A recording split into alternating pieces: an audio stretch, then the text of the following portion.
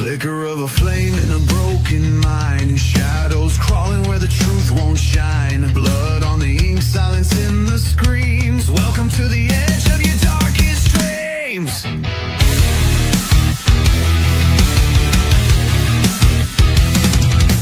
Scrolling through the wreckage, faces on the screen.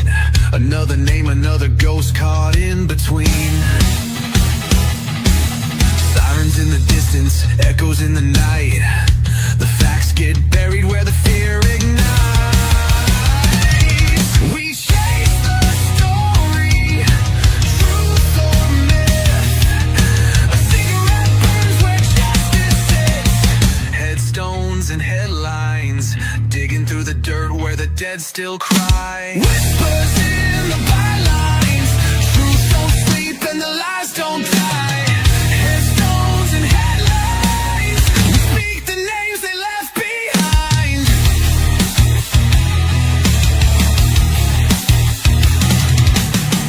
In the chains, dust in the frame, a cold case heat with a soul to name. Steel in our voice, fire in the tone.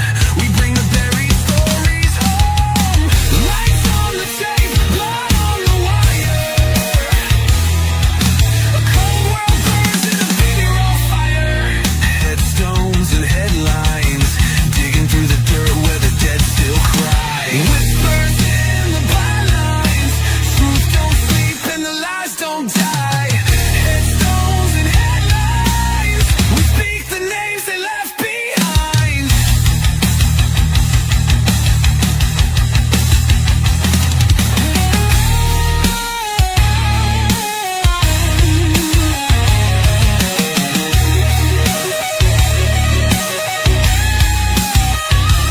Can you hear 'em calling? Can you feel the silence crawl? We stand in the darkness and give a voice to them all. Headstones and headlines, digging through the dirt where the dead still cry. Whispers in the bylines, truth don't sleep and the lies don't die. Headstones and headlines, we speak the names they left behind. What expect the truth don't sleep and the lies don't die.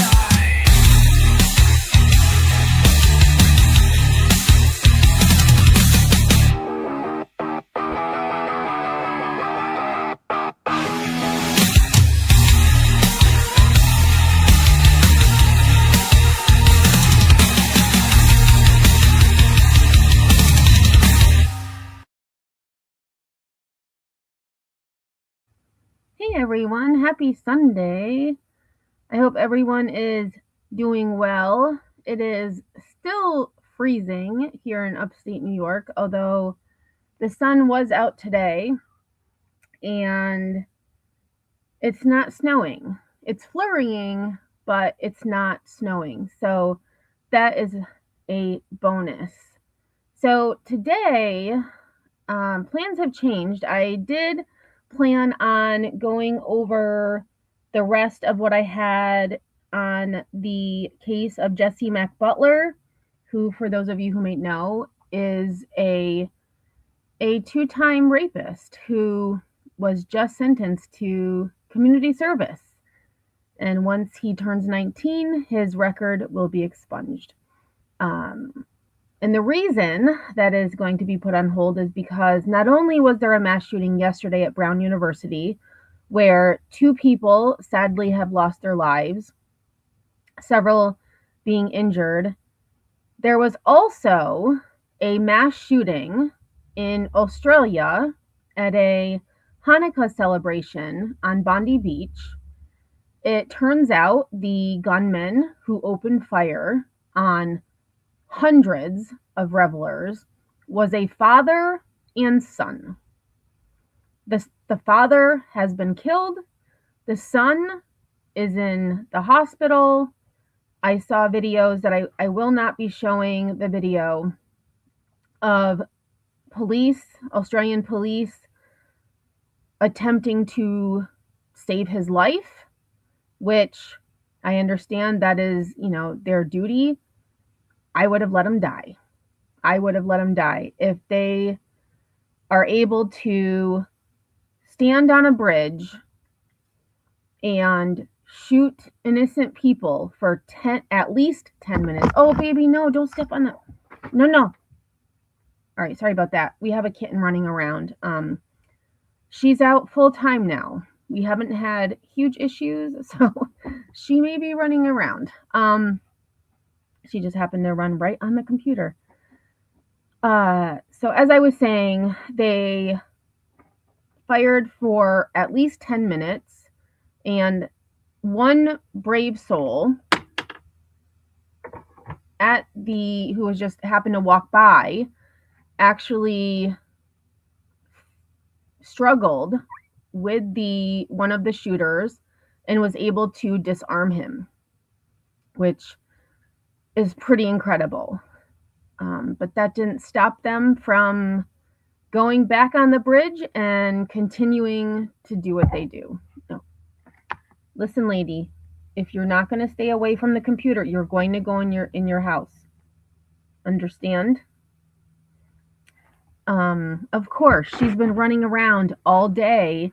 Hasn't been near me once, but now that I'm live, she wants to jump up and go on to my laptop. So we'll see how this goes. She may have to go in her playpen. Come on, Phantom. So let me just say hi quick, and then we will get right into it. Hey, Grandma Sherry, thanks for being here. Cool Gamer, long time no see. Hey, Remy. Lunatic, good to see you. I had said hello. It went away. Oh, no, it went away. Another live? I wasn't live before today. You just mean like one in, the next day? I know, I'm actually going live more than I did for almost over 2 weeks. No, okay, hang on 1 second.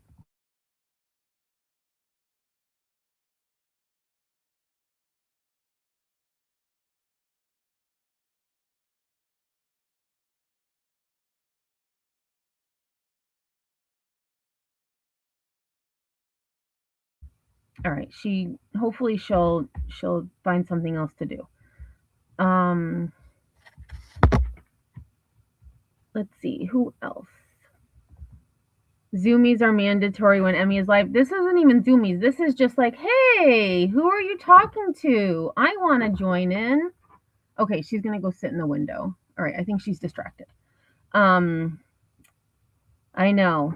It's like all the time. Like even my own, my own cats. Like I'm not doing anything and I want to snuggle and they're like, "No, we're good." And as soon as I start doing something, they all want attention. Phantom just has main character energy. She needs to be the star. Yeah. And her name actually came from, I named her Phantom because the way her markings are, she reminds me of Phantom from Phantom of the Opera. So that's where her name came from.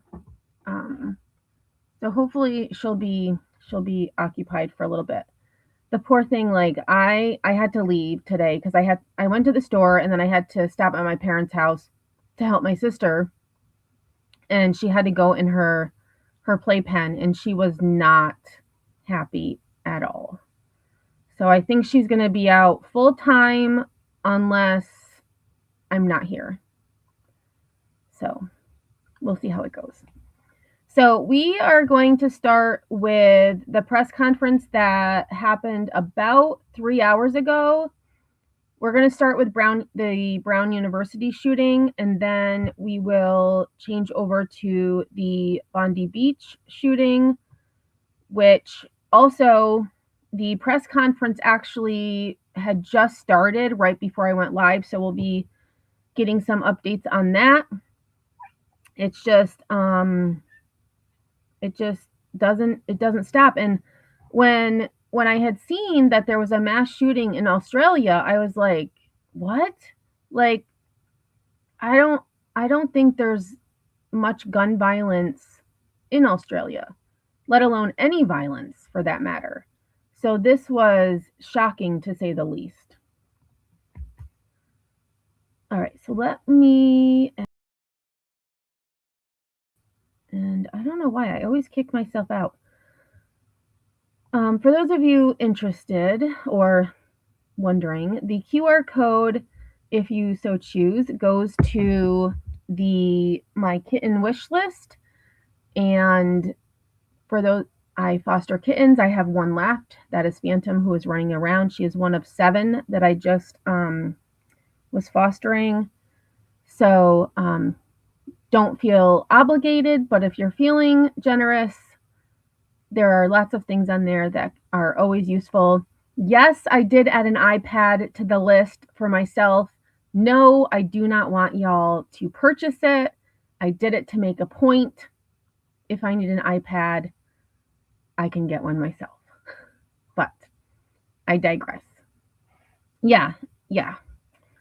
All right, so this is Brown University. So as I had said at the start of the live, 2 dead, 9 injured.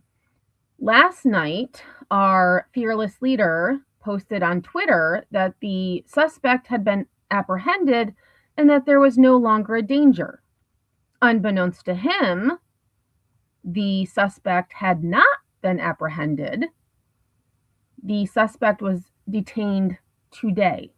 And what I've heard is that someone recognized the video that law enforcement had released of the alleged suspect and called law enforcement. I have not been able to find if that is true or not, but that is what one of the news sources had stated. Hey, Nicole Shops, how are you? Thanks for being here. Okay, I'm on the wrong screen. Here we go. Because this is a national event. And I will mute during this. I'll chat with y'all in chat. I do have it sped up to 1 1/4 speed. So if you find it is going too fast, let me know and I will bring it back down to normal speed. And let me just fix the captions. There we go. All right. I've had calls, like I said, personal calls with Hawaii, dad that has a freshman at Brown University. To everybody out there in the country, please send your prayers here to Rhode Island. And to all Rhode Islanders, let's do what we do best. Let's stand by and support our neighbors when they most need it. And we stand ready to do exactly that. Thank you, Governor. I'd like to invite Senator Jack Reed to say a few words on behalf of the congressional delegation. On behalf of Senator Whitehouse, Congressman Magaziner, Congressman Amo, I first want to express our profound condolences to those families who've lost a loved one and to those families who are struggling with a seriously injured child. We offer not only our sympathies, but our prayers for a speedy recovery. I must commend the leadership. Mayor Smiley has done a superb job. The governor has done a superb job. The President Paxton, and the Provost Doyle have also stepped up and done a superb job. We are also, I think, particularly indebted to the police officers and the firefighters from Providence, the Brown University Police Department, many departments, both police and fire from across the state of Rhode Island, our state police, and a special word of praise and thanks to our federal law enforcement officers, the FBI, the ATF. They have been instrumental, critical in the progress of this investigation so far. I received a call from Attorney General Pam Bondi, and I shared my praise and thanks for the assistance of federal authorities. This has been a horrible, terrible moment. But in moments like this, we see the best of Rhode Island, the firefighters, the policemen, the civic leaders, neighbors who come together, and let us celebrate that community. Thank you. Thank you, Senator. And finally, we'll hear from Providence Police Chief Colonel Oscar Price. Thank you, Mayor. So yeah, the message is the same. I'll echo the message from the mayor earlier as far as where are we with the investigation. I'll tell you that right now, the investigation continues to progress extremely fast. We're in the process of collecting evidence and seizing items that we need to seize, search locations that we need to search. I want to commend the quick response of ATF, FBI. As the items get seized and collected, obviously they will provide the resources and the equipment that we need to ensure that we have the right legal requirements and facts in order to be able to provide that so that we can move along. I also want to commend the Attorney General's office, who has been standing by us to ensure that our process is continuing in a proper manner. And so that's where we're at with it. We'll continue. It's a complex investigation. I know there's some speculations out there about names, and I'm not here to confirm or comment. I know you're going to ask me that as far as names. I'll tell you that I'm not going to confirm or comment because in the years that I haven't visited in this department, in this police department, we stand on grounded facts, not a speculation. And at that point, we'll be able to, once we're ready and we have the appropriate and accurate information, we'll be able to update you with that. My goal is that we're able to have that information as soon as possible. But again, I tell you that respectfully, and I have the responsibility to respect the integrity of this investigation. I think that is complex. Any detective that worked last night and all the agents that worked last night, I have responsibility to respect the work that they're doing. And so when we're ready to provide you with that info and to come to or to give you the right info, I will make sure that you get that updated. So Colonel managed to establish any connection between the suspect and the university. Why did the suspect target the university? So that's all part of the investigations that we're conducting. And again, it's complex. And we want to make sure that once we have at the appropriate time give you the accurate information, we'll be able to provide that information for you in that answer. Go ahead, John. Colonel, the person of interest, is that the same individual that we saw on the surveillance video you released? So again, I'm not going to speculate. I want to make sure that if I give you an answer, it's grounded on facts. And so we're getting to that point, but it's going to take time. Detective work is not something that you can answer or solve within a minute. It takes time, and we have to make sure that we have the right evidence in order to prosecute somebody properly. So, Colonel, what led you to Coventry? What led you to this Providence Police there, Coventry Police, FBI? So I'm not going to confirm or comment on locations again, John. I'll tell you that. I'm going to tell you exactly what I'm telling you is the fact that we're going to continue progressing on this complex investigation to make sure that we have all the facts together in order to be able to give you what you're asking. Do you feel better now than you did last night at midnight? Absolutely. I think the great work of the men and women of this department, the collaboration with the different federal agencies, the fact that we're standing here all together and we'll step up and we're making sure that we have the right answers and that we can continue on to bring peace, as the mayor stated, and calm to this city. It's a beautiful city and it's something that we take pride of. And so, yes, I feel much better. Pat, and then the guy Can you behind. talk to us about the process? The most common question I've gotten in the last 24 hours, it revolves around the fact that Brown University is the most camera-ridden, most responsive piece of real estate for Rhode Island. And yet there seems to be little or no video evidence outside of that clip. Respecting the investigation, is there a lot more video that we're just not able to see yet because of the ongoing investigation? Or is there simply no video? So what we shared with you the other day is what we have that we could share, and then we'll continue to, again, we're continuing to collect evidence. As we speak, we have detectives out there trying to continue to find. So I don't want to tell you that there's no more video because we might find something within the next few minutes. So yes, it's possible, but what we gave you there is what we have. Go ahead. So Colonel, if you wouldn't mind, two questions here. Yes. Can you talk to us about the process of releasing this 10-second clip to now someone's in custody, how you all are working together to garner that information? Someone being detained, rather. Correct.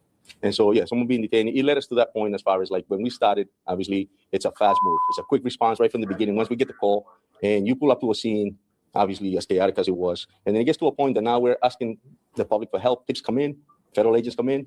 At that point, police response, detectives get to do the work. And so that's where we started. And then we ended up getting, obviously, to a point where we find someone of interest, we bring him in, but we're I'm pretty confident in the work that the men and women have done of the department.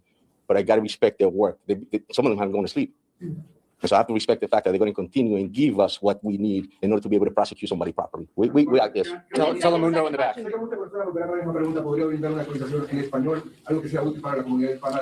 Ciertamente que este departamento trabaja muy duro para encontrar respuestas. En este momento esto fue una situación muy trágica en la ciudad de Providence, pero me gustaría acordar a la comunidad que este departamento siempre se responde de una manera muy importante y tenemos una persona en este momento que es de interés. Estamos colectando la evidencia que es necesaria para legalmente presentarlo a la corte para así poner los cargos que se necesitan presentar. En este momento tenemos unas ayudas y recursos de las agencias federales, también como del fiscal del estado y también de otros, pero yo quiero respetar el trabajo de mis detectives y tener lo que necesitamos para poder presentar a alguien en la corte positivamente. Y el llamado al público para colaborar en la investigación, ¿cuál es? Sí, muchísimas gracias al público. De pronto, si tienen alguna evidencia en este momento, pasaron por ahí y tienen algo que es importante para la policía, tenemos diferentes tip lines y también tenemos la oportunidad de que entren a la policía, nos llaman y si necesitan que un policía vaya a la casa de ellos para recoger esa evidencia, lo haremos. Colonel, can you confirm whether the person of interest is from Rhode Island and have you found the weapon that was used? Again, I'm not going to confirm the comment because I think I have a responsibility to respect the integrity of this investigation. It's a process and it's complex, and I don't want to be the one to stain that process. And no one's charged, so. At this point, no, correct. And so that's the other thing. I'm not going to speculate on something without grounded facts. If we're going to charge someone, then we're going to charge somebody, and I'm going to come here and tell you, you'll be the first one to know. How about the weapon? Have you found the weapon? Again, we're in the process of collecting evidence. We're in the process of typing search warrants as needed, and we're in the process of doing what we need to do in order to be able to get those items. Right here. We heard of some people who work in the building who say they had some safety concerns, specifically with the lack of cameras in the building where the shooting took place. Do you know if there were cameras in the building? What was the security like in that building? Again, I'm not going to comment as far as what's at this facility or what you're being told by or what information you're getting from somebody, but I can comment on the fact that we are working with what we have.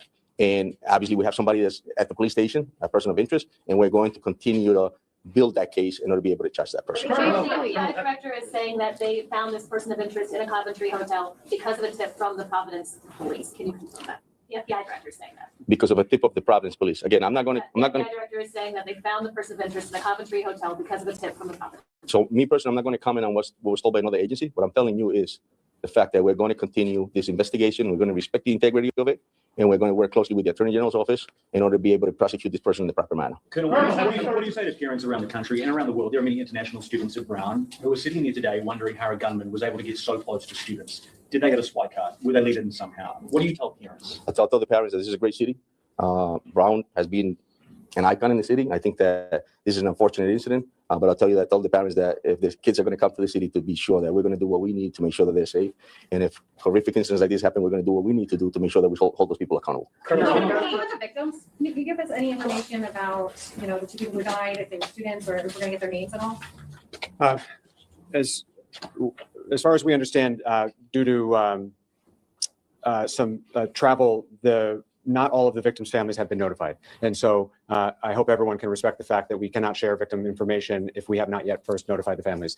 It is around the holidays and there are some people in transit. And so we need to allow for contact to be made before additional information is shared. I'm sorry that we're not able to share more. And I will just say, I know, and I said this at the outset, I know it is frustrating that we cannot share additional information on the investigation to date. However, as has been said now for almost 24 hours, bringing the individual responsible for this horrific act in our city to justice remains our top priority, along with the healing of their survivors. Bringing that person to justice means having a thorough, complete, and tight investigation, which then can be prosecuted successfully. That's how we bring justice to the individuals involved here. And so while it may be frustrating for certain members of our community to feel like we're not being fully forthcoming with some of the details, the reason that we are not sharing details that are unconfirmed is that it could compromise our prosecution. And hopefully everyone can appreciate that the top priority is in fact bringing a semblance of justice and closure. And the way in which we do that is with the strongest case possible that we can present that the Attorney General will prosecute. And so we will not share any details that we feel could compromise that future prosecution for the sake of justice for the families. Mayor Smiley, officer, we know we've spoken to students who have been the victims of shootings in high school and now they're attending Brown, describing this as a uniquely American experience, not one, but two school shootings. What do you feel needs to be done to keep this from happening, to stop that cycle of violence? And President Paxton, if you want to weigh in as well, ma'am. Yeah, there's going to be many days, months, or I'm not sure how long, of both healing, but of also moments to advocate for what might need to change. Speaking for myself, at least, that's not today. We still have an active investigation underway. We still have students in the hospital. I won't be shy about sharing what I think needs to be done to make my community safer, but I'm not doing that today. What I will say is when I was at the hospital today, one of the students that showed tremendous courage literally said to me, that active shooter drill they made me do in high school actually helped me in the moment, which at the same time provided me hope and was so sad. We shouldn't have to do active shooter drills, but it helped. And the reason it helped and the reason we do these drills is because it's so damn frequent. And so there'll be plenty of time, at least for my office, and I don't speak for any of the other public officials here. They're welcome to share if they so choose. There'll be plenty of time to talk about what advocacy and policy changes should be made. But we're still very, very much hard at work at the task at hand, and that is to be able to bring charges forward on the person responsible.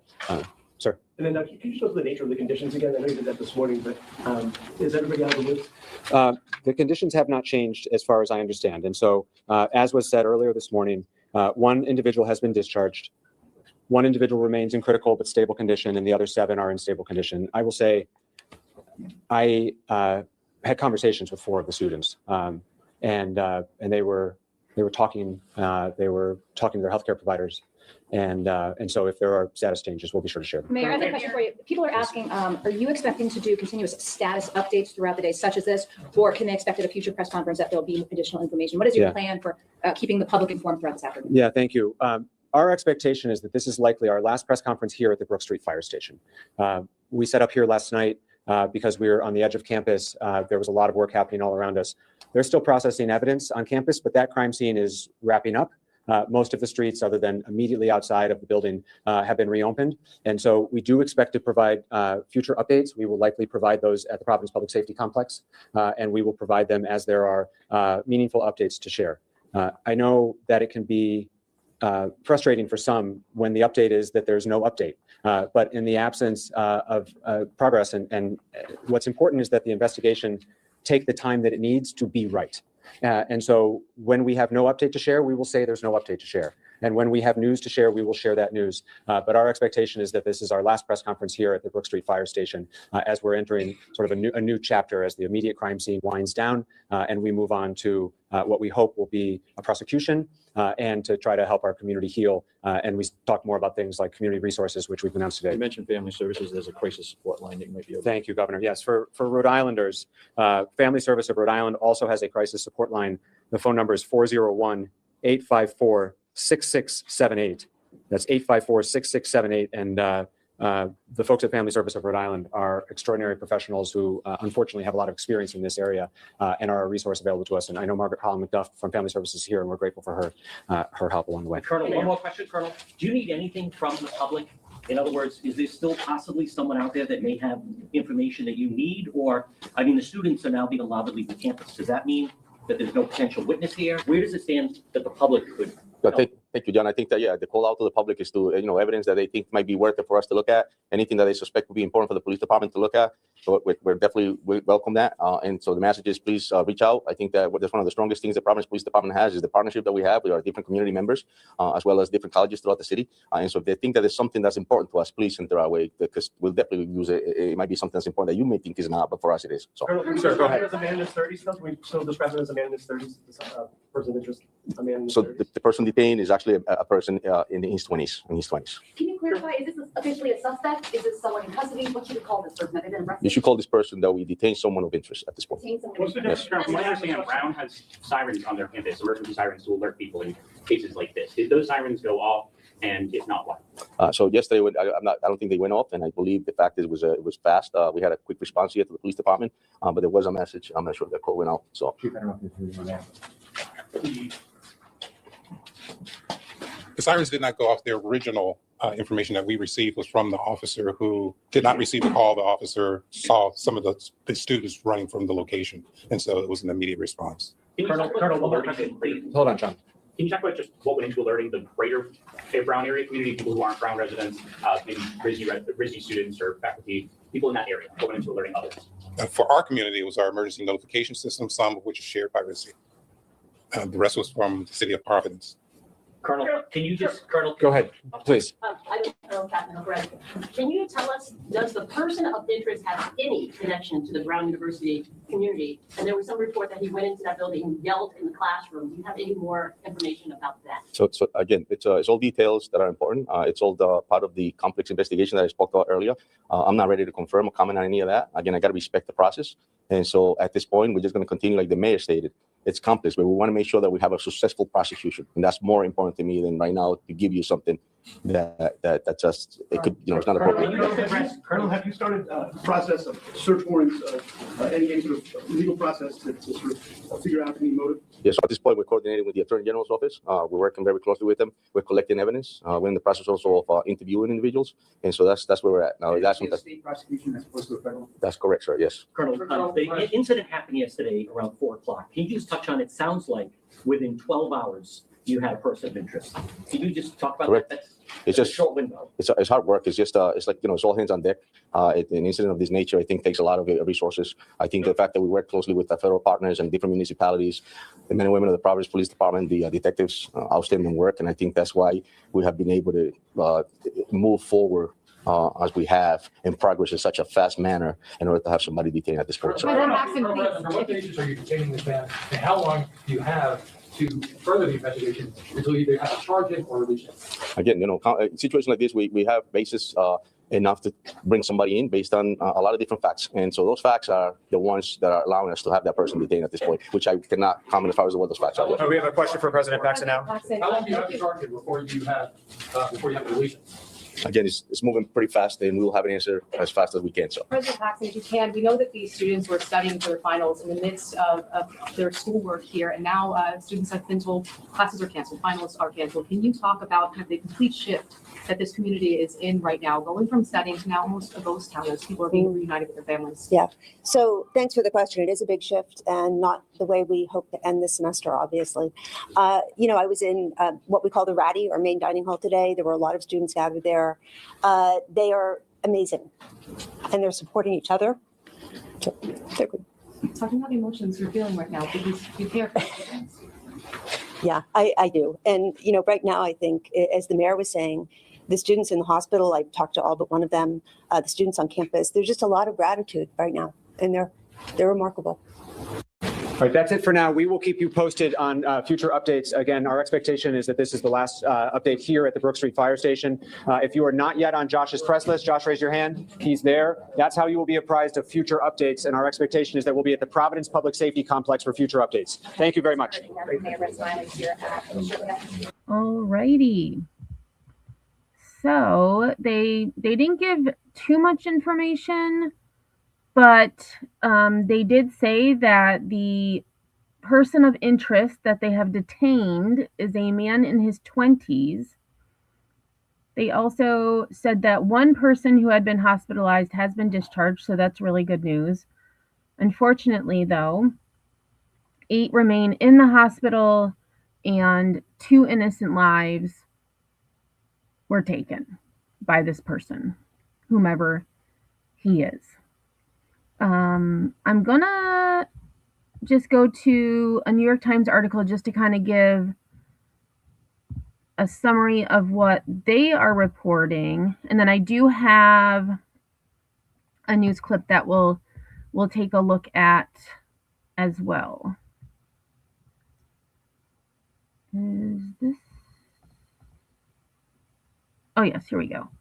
Okay, so what we know about the deadly shooting at Brown University. A person of interest was in custody Sunday, the day after 2 people were killed and 9 others injured during an attack on the Rhode Island campus. And so when the one reporter had asked about key cards, like how did this person get into the building? And I didn't even think about the fact that since I was in college, there have been so many more campus shootings, mass shooters, and so I did a Google search. For Brown University specifically, according to Google, yes, you need what's called a Brown card or an official ID card, which is generally required for access to most university buildings, especially during off hours. The card is an all-purpose identification card that provides access to numerous campus facilities, including residence halls, libraries, academic and administrative buildings, laboratories, athletic facilities, and other specialized areas. All students, faculty, and staff are required to obtain and carry their Brown card at all times while on campus. The policy emphasizes that the card is non-transferable and only the person to whom it is issued may use it. While some buildings may have doors unlocked during peak daytime hours, or for specific high traffic events like final exams, card access is the standard for secure entry.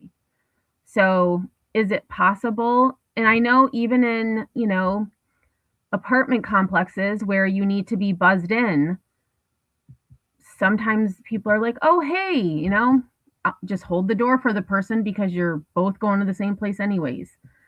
Are they supposed to scan their card? Everybody is supposed to scan their card? I don't know. But either way, this person had bad intentions and ended up opening fire on kids just trying to finish the semester.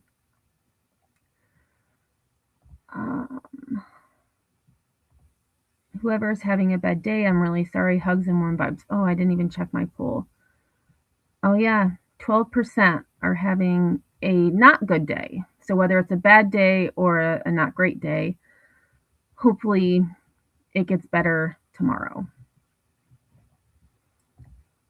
Okay. So a person of interest was in custody on Sunday in connection with a shooting at Brown University that killed 2 people and injured 9 others, the mayor of Providence, Rhode Island said. Of the 9 students who were injured and taken to hospital, 7 were in stable condition, 1 was in critical but stable condition, and another had been released. The university said a campus lockdown had been lifted early Sunday. Here's what to know about the attack. The shooting occurred Saturday afternoon inside a final exam review for a Principles of Economics class on campus. Oh my gosh. See, I hadn't looked too much into this just because, there's just so much that's been going on. Okay, side topic. I just saw Twisty's question. I actually did get one of those electric shovels. My dad sent me a message earlier last week and said, hey, on your way home one day, stop. I've got an electric shovel for you. And I was like, really? Well, I should have stopped there to get it because then we ended up getting snow on, was it Wednesday is when I think we had early dismissal. So yes, I did get one. And the only thing, so my dad tried it out, of course, and he also bought himself one. So I take what's the word? Oh my God, my brain is like broke today. Anyways, he just said, like, if there's grassy parts, like, when you're doing like the edge, you just have to be careful because it kind of gets caught up. But he went through, the snowbank that I had at the bottom of my driveway and it worked. So yeah, so I did get one. Merry Christmas to me. Yes, I did. So I'll let y'all know the next time we get snow how it goes for me. But I'm excited. It's a chargeable battery. So it's a, lithium battery, kind of like my my weed whacker. I have my, my blower, my leaf blower and my hedge trimmer. It's just, you put the battery in, you use it, you can charge it. Pretty easy. Yeah, he is sweet.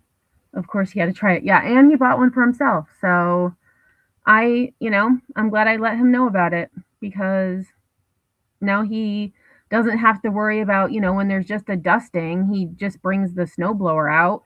Now he can just use his electric shovel and not have to push snow around.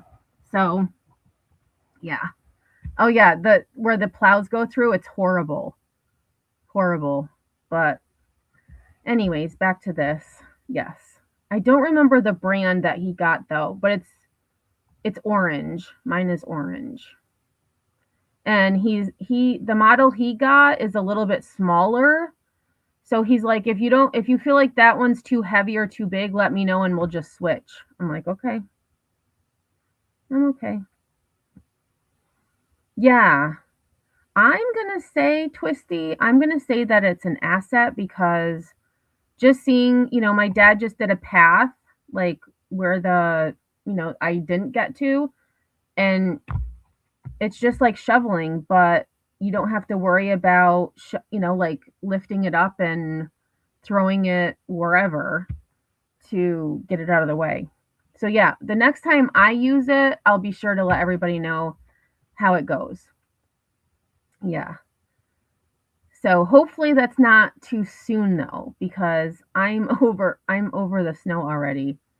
It's like, but it's supposed to be 40 on Wednesday. So hopefully it'll melt all the snow that we have, so then it won't be as bad the next time we get a storm. All right, so that was a little segue or a little tangent there. So here they were doing review for a final exam, and this person went into the classroom. And I hate to speculate, because as many of you know, I pride myself on facts and what we know. I can't help but think that it was a student, because they chose to go to that building. Possibly the classroom was random. Maybe it was the first classroom they came upon that was open. But I just feel like it was targeted. I could be wrong, but I guess we'll see soon what the deal is. Oh, and I missed a sentence here. The students inside were taking final exams or seeking quiet spots to study. The shooting was first reported at about 4 p.m. An alert sent by the university told students and faculty members to lock their doors, silence their phones, and stay hidden because of the reports of an active shooter. Many students hid in dorms, while others took shelter in the basement of a popular tea shop. Owen Fick, a junior at Brown, described seeing heavily armed police officers in protective gear running down the street before he rushed to a dorm room to shelter in place. There were a lot of ambulances, a lot of cop cars, fire trucks. They just had a lot of gurneys. The person of interest detained by law enforcement is in their 30s, said Colonel Oscar Perez, the chief of police in Providence. I thought he said 20s. Maybe I heard wrong, but I'm pretty sure that he said he was in his 20s. The authorities did not give any additional information about the person they had detained on Sunday. On Saturday, the authorities released a basic description of the suspect, a male dressed in black. He could be in his 30s, but we're not positive, said Timothy O'Hara, the deputy police chief in Providence. The police released a video of the suspect. They said that it was not clear how the gunman entered the engineering building, but that he had exited the building on the Hope Street side. They do not know what kind of weapon was used. On Saturday night, the Brown campus resembled a fortified outpost as over 400 law enforcement officers swarmed the area. Some searched for the gunman by shining flashlights into parked cars. President Trump said on social media that he had been briefed on the shooting and that the FBI was on the scene. Governor Dan McKee of Rhode Island described the shooting as an unthinkable nightmare in a brief interview. This is something that's going to impact families and people's lives for a lifetime. I agree. I did see that one trooper, and see what the first thing I had thought, and actually let me find that because it's not graphic or anything. I just watched that one. And the one thing I was thinking is when police came in, they said police, but my first thought was, well, how do you know it's the police? They all started standing up as soon as someone said police. And my thing is, it could have been the shooter saying police, but then you hear, the other officer, police, we're here to help you, et cetera, et cetera. So you know that it's more than just one person. But I couldn't help but think, what if it wasn't? What if it wasn't the police? Okay, so this is actually not the one that I watched, but this is one that actually has some video of them hiding between counters in the library. and this is from Channel 5 Boston. Oh, really, Glow? Snowing nonstop? 3 feet? Oh my gosh, I'm going to stop complaining. We've only gotten maybe 4 to 5 inches here. I'm gonna stop complaining. 3 feet, holy heck. Pete says, I thought the same as you when the police came in. Yeah, like, no, when police say hands, hands, hands, they started to stand up. It was so disheartening. Oh, see, I heard it was before. I saw a part before where they just said police and they started standing up. Showed you this pretty powerful, really scary video just a few minutes ago, and these are kids who are these. And I mean, you hear what appears to be gunshots. You hear gunshots, at least that's what it sounds like. And so I would still be like, no way, I'm not believing that this is the police. These are students, Brown University students, who are in that library right there. And we have Talia Levine. Are you with us live, Talia? Yeah, I'm here live. Oh, Talia. So I'm sorry to see you in this moment. Okay, so it was quick. Is this still sped up? It is. Oops, let me slow this down. So there was the one guy who said police, and they started like moving a little bit, but then you're right, they did say almost immediately after hands, hands, hands. So that makes sense. I'm sorry to see you. We're both sorry to see you here for this. But Talia was an intern here at Channel 5. And you were in that room of that video that we just saw. Take us there. Let's talk about it. Yeah, so we were in the library as we got text from our friends saying that gunshots had been heard. One of my roommates was in the library was in Barrison Holly as the shots were heard. She ran out, and we immediately went up to I was on the 11th floor, and we began to shelter in place on that floor where we were for about 4 hours, hiding in groups and in the bathroom until the police broke down the door and we were cleared to go down to the basement for another 2 hours. Now we're in the reunification zone, but we have been unable to leave, and it seems like that will remain the case for the near future. And tell us, we can't imagine being in this type of scenario that you were in. How are you emotionally? What went through your mind when you saw that text, when you spent hours barricaded, hoping to remain safe?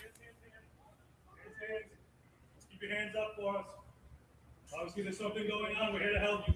And the one thing I will say too is that when the police came in, not only were they authoritative, but the one police officer that was asking them to keep their hands up, like show your hands, like you could hear him, the compassion in his voice.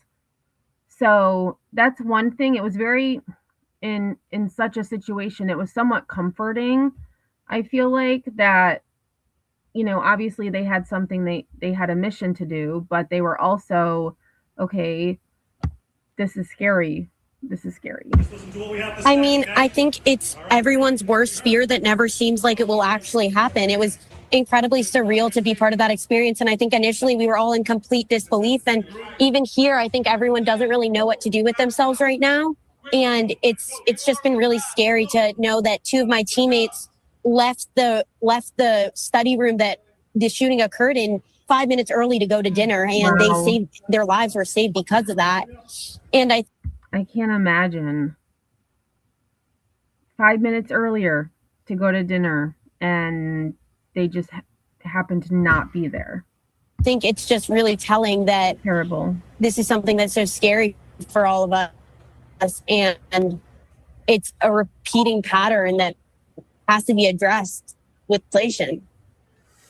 And Talia, you worked here at Channel 5. You were an intern, and we this is the business that we're in, and they're horrific stories day in and day out. this is real life for you right now. And He I'm so escalating, good sorry word. for you. And I'm glad you're safe, and I'm glad you're okay. And Yeah. it's just devastating that this is why we're talking tonight on a Saturday night at 10:40 at night.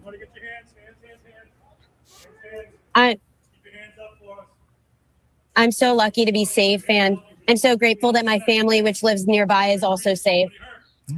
That's everything, my dear. That's everything.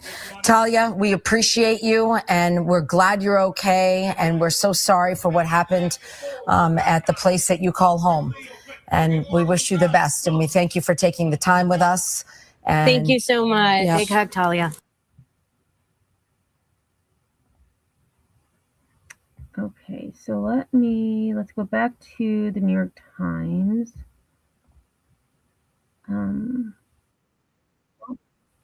And that's the one thing too, it sounded like there were gunshots prior. Let me see if I can find, oh, here we go. I'm going to find the one that I had watched earlier. Oh my gosh, if I can find it.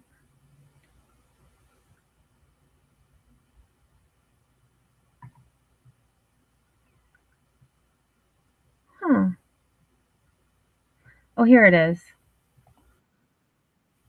And I mean, to me, it sounded like gunshots, but maybe it was police like banging in doors. I'm not sure, but this is the video of just the library. There's no commentary. Evil Queen says, I don't want to become desensitized. Every one of these shootings are so disturbing. And I hope that, you know, I feel, for me, I feel like even though I know it's possible, that nothing is going to make me think, you know, I'm not even going to put it in the universe. Never mind. Not even going to put it in the universe. Yes, Glow, this was at Brown University in Rhode Island. My grandson's school does drills often. It's sad that this is even a thing. I agree. Lunatic said, I'm sure most of them are fathers looking at a bunch of terrified babies. They're still just babies. How do we make it stop? Unfortunately, I don't think it's going to. So let me change my banner. Let me do viewer discretion advised.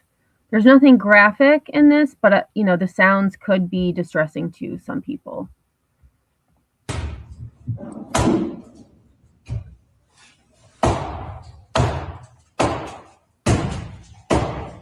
So it does sound like gunshots, but I wonder if it's not. I don't know. It sounds almost like, you know, when you have like snaps on something and you're just like pulling the snaps off. That's almost how it sounds like too to me now that I'm listening to it again. I would have thought they were gunshots though.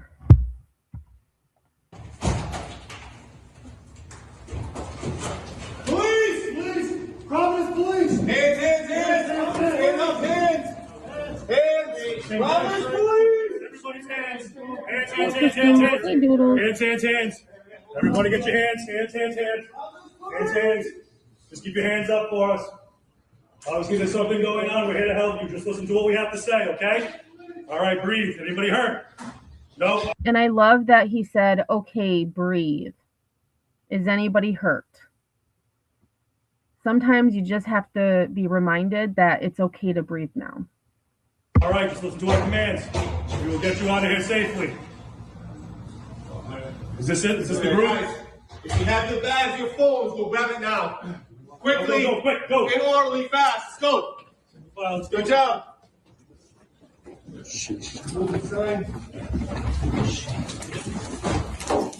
Grab your stuff. Hurry up. Okay, so then they just showed again. So I mean, and just, you know, and the fact that one of them said, good job. He told them good job.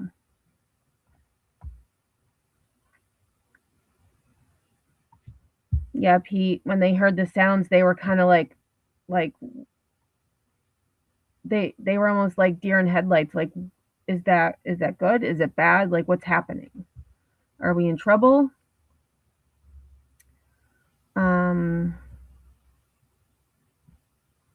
Oh, and we actually finished that. So let me go back to, I don't know why I shared the New York Times again. Let's go back to, I have one more clip about Brown University, and then we'll change over to Bondi Beach in Australia. Okay. Oh, damn it. I hit stop sharing instead of share. Whoopsies. Okay.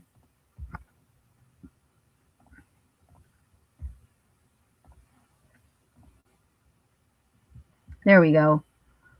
So this was from 2 hours ago. 2 hours ago.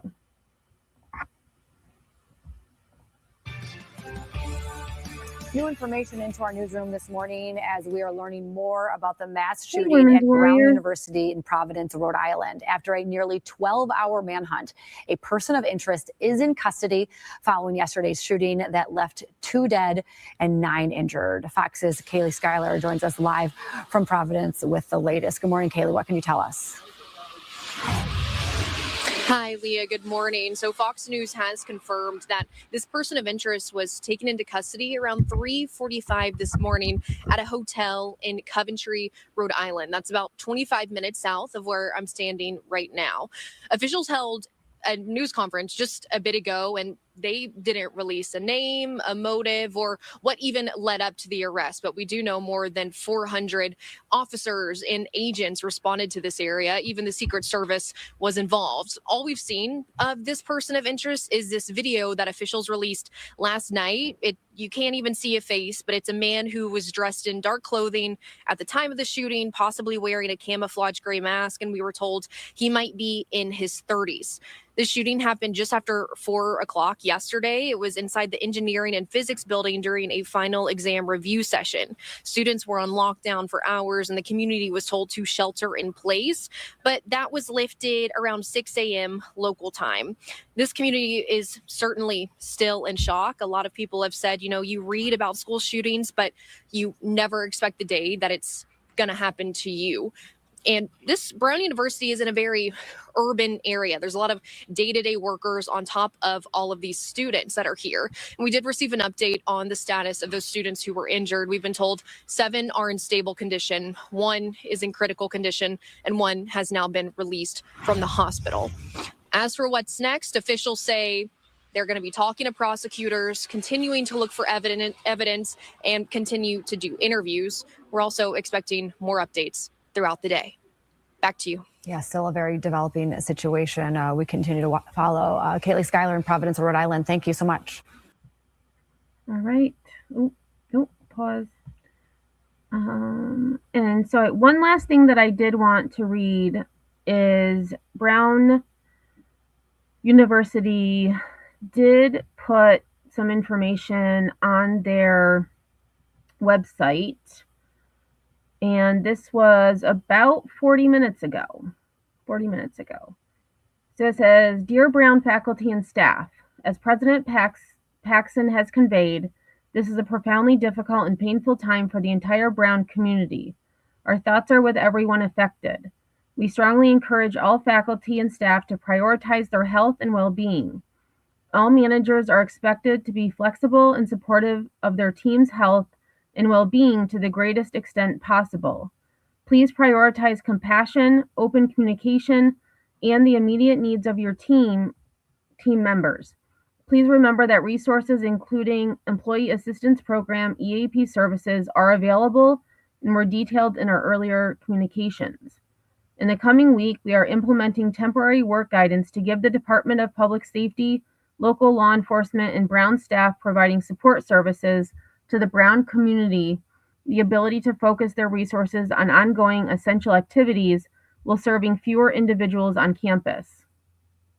From December 15th through December 22nd, Brown remains open. Staff whose positions have been designated as essential because their responsibilities include services that must be performed on site will report to work. In addition, employees whose positions are not technically designated as essential, but who are critical to time-sensitive research functions should consult with their manager, PI, to determine how to best perform this necessary work while prioritizing safety and well-being. Non-essential staff who can do so may work remotely, unless directed to do otherwise by their managers. Subject to the above guidance regarding essential staff and essential functions, managers are encouraged to provide staff with flexibility to adjust their schedules as needed to prioritize their well-being. At the same time, units will need to ensure sufficient coverage to support students and residents in daily operations, including the full range of student services and support. Key university services remain in operation at this time. This includes dining, transportation services and shuttle service, parking, university libraries, Brown public safety and emergency medical services, and other university services. We will continue to update the community with additional information as necessary. If you do not have already done so, make certain your emergency contact information, personal cell phone or home or off-campus housing phone numbers, is up to date so that we can contact you as quickly as possible in the event of an emergency. Our thoughts are with the victims, their families, loved ones, and the entire Brown University community during this deeply painful time. We are grateful to all first responders and law enforcement personnel for their immediate response and their ongoing work to ensure the safety of our community. We are especially thankful to our faculty and staff for your dedication, selflessness, and commitment to the well-being of our students, families, and campus community. Your care is truly inspiring. Sincerely, Marie Williams, Vice President for Human Resources. All right, and then they just get into some of the other things. Doodle says, did they say why that guy is suspicious? Like other footage, maybe? That I do not know. That is what I had seen yesterday, just saying that is what law enforcement had released as a person of interest, that someone they wanted to talk to. It's possible, but kind of like what the chief had said at the press conference, you know, he could be getting a video as he's speaking. So I would assume that they had other surveillance possibly that showed, you know, they said that they knew that the man, well, the person, I assume it's a man, the person exited the building on the Hope Street exit, which tells me they probably have either a witness or they have some way of knowing that he exited the building there. That's what I would guess. Okay, so I'm just going to check one last time if there were any updates.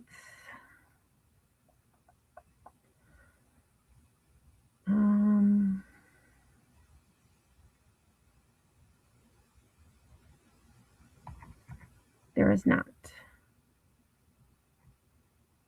But what's interesting is, so at the press conference, a reporter had asked about the hotel.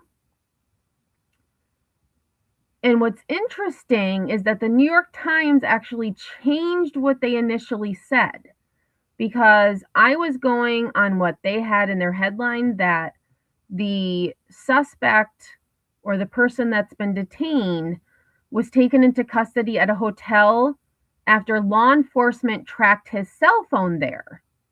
Now it says the suspect was taken into custody at a hotel about 20 miles from campus. So they took out the part about the cell phone when initially they had it in there. So that's very interesting to me.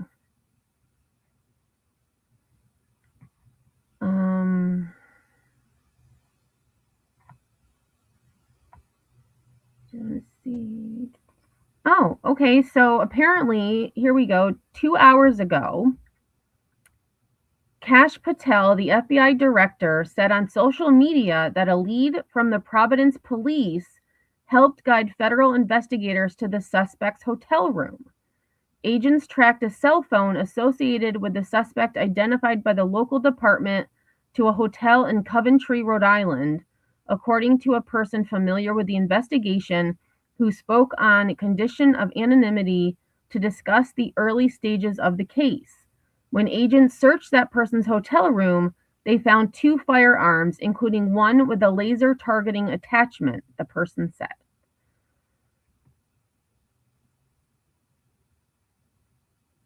So the only thing the FBI has stated is that a lead from the Providence police helped guide them to the hotel room. Someone who spoke on condition of anonymity is who said that it was the cell phone that was tracked. That will. All right. So we are going to, that is all that I have in regards to the Brown University shooting. We're going to change over to the mass shooting in Australia, where 15 innocent people, including a child, were murdered. Dozens have been injured. The gunmen were a father who was 50 and his son who is 24. The dad is dead. The son is in hospital. Personally, I would have let the shooter die, but I understand that law enforcement has a duty to serve and protect even those who, you know, take other people's lives. So we're going to watch the press conference first, and then I have a couple of articles we'll look at, and then I think I have a clip as well. So let me just get this to where it starts. Here we go. And it's about 20 minutes. The press conference was about 20 minutes. So just like with the other one, I will mute while it's going on. Hey, citizen, how are you? I know, it's super sad. Hey, Kursuma. My heart cries for them. The trauma they will live with is so sad. Agreed. Nanny says it had a lot of floors. Wonder if there was elevator footage. Very good. Good observation. No obvious weapon visible made me wonder where it is. So I'm glad you mentioned that, because I'm pretty sure I saw an article from like an hour ago that had said they were still looking for the weapon. Let me see if I can't find that.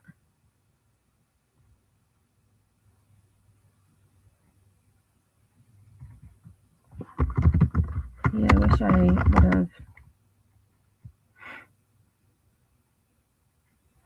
Okay, so according to the Washington Post, the person of interest in the Brown University shooting is 24 years old, from Wisconsin. Oh, 1 minute ago. The person of interest authorities took into custody in connection with the shooting at Brown University is Benjamin Erickson, a 24-year-old originally from Wisconsin. Two people briefed on the investigation told the Washington Post on the condition of anonymity.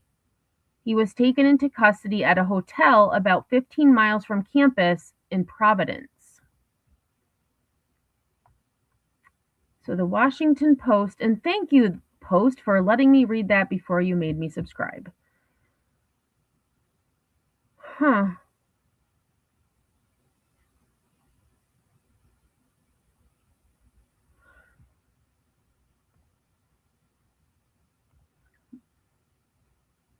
Let me see. It looks like, let's see if CNN is reporting that as well.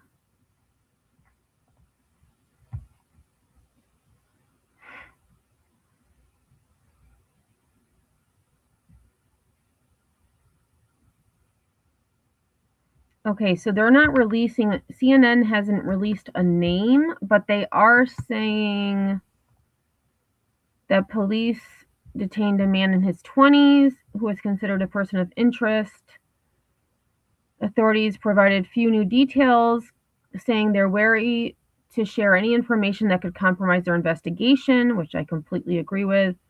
A CNN crew saw officers move in early this morning at a hotel in Coventry, Rhode Island, where a source says the man was detained. Law enforcement sources say the man is from Wisconsin and had a revolver and a small Glock handgun in his room.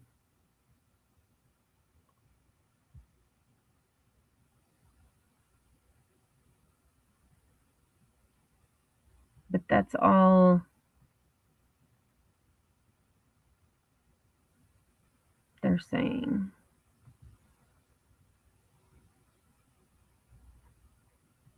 And apparently a CNN anchor's son was visiting a friend at Brown University when the shooting happened. That's so sad. So we'll have to see. We'll have to see, you know, in the next few hours or so, if and when they actually do release a name of the shooter. And based on that, they know where the weapons are. And I can't find that article that had talked about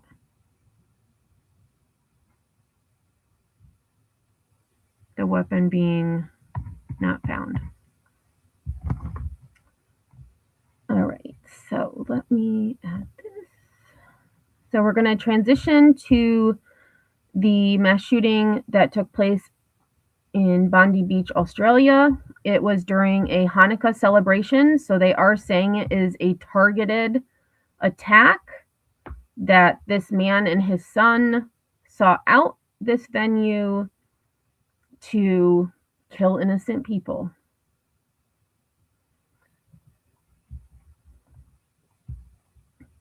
Let me just take a look at chat quick.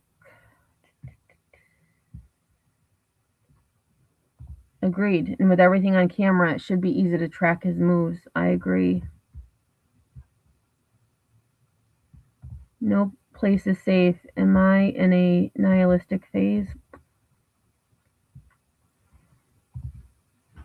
Military kid with cyber background. Weird. Yep. Keep checking for updates. Agreed.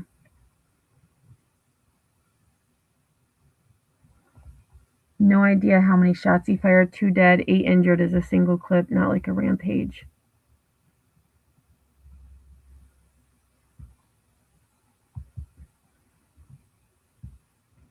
All right, so the Bondi Beach, witnesses have stated that the shooters were shooting for at least 10 minutes at beachgoers. I mean, just watching some of the videos of what happened, there had to have been hundreds of people, hundreds. All right, and I'm going to keep this at regular speed. It's about 20 minutes. The Minister for Police, the Commissioner for New South Wales Ambulance, and of course Mal Lanyon, the New South Wales Police Commissioner. It's very sad duty this morning to report that 16 people have been confirmed as being killed, 15 innocent people and 1 perpetrator. There were 42 people in New South Wales hospitals overnight, and the victims' age ranges are from as young as 10 to 87. A devastating fact. New South Wales Police Commissioner Mal Lanyon will speak in a moment about Operation Shelter, the circumstances of this investigation, the counter-terrorism plan from New South Wales Police, and the latest in relation to community safety, as well as the New South Wales government's and the New South Wales Police's inquiry into this devastating crime. Obviously, the Jewish community in New South Wales are absolutely devastated this morning, and it's our responsibility to wrap our arms around that wounded community and let them know that ordinary Australians, regular Australians, are in their corner and thinking of them this morning after this terrible, terrible targeted attack on what should have been a joyful event that they have every right to share with their community on Bondi Beach last night.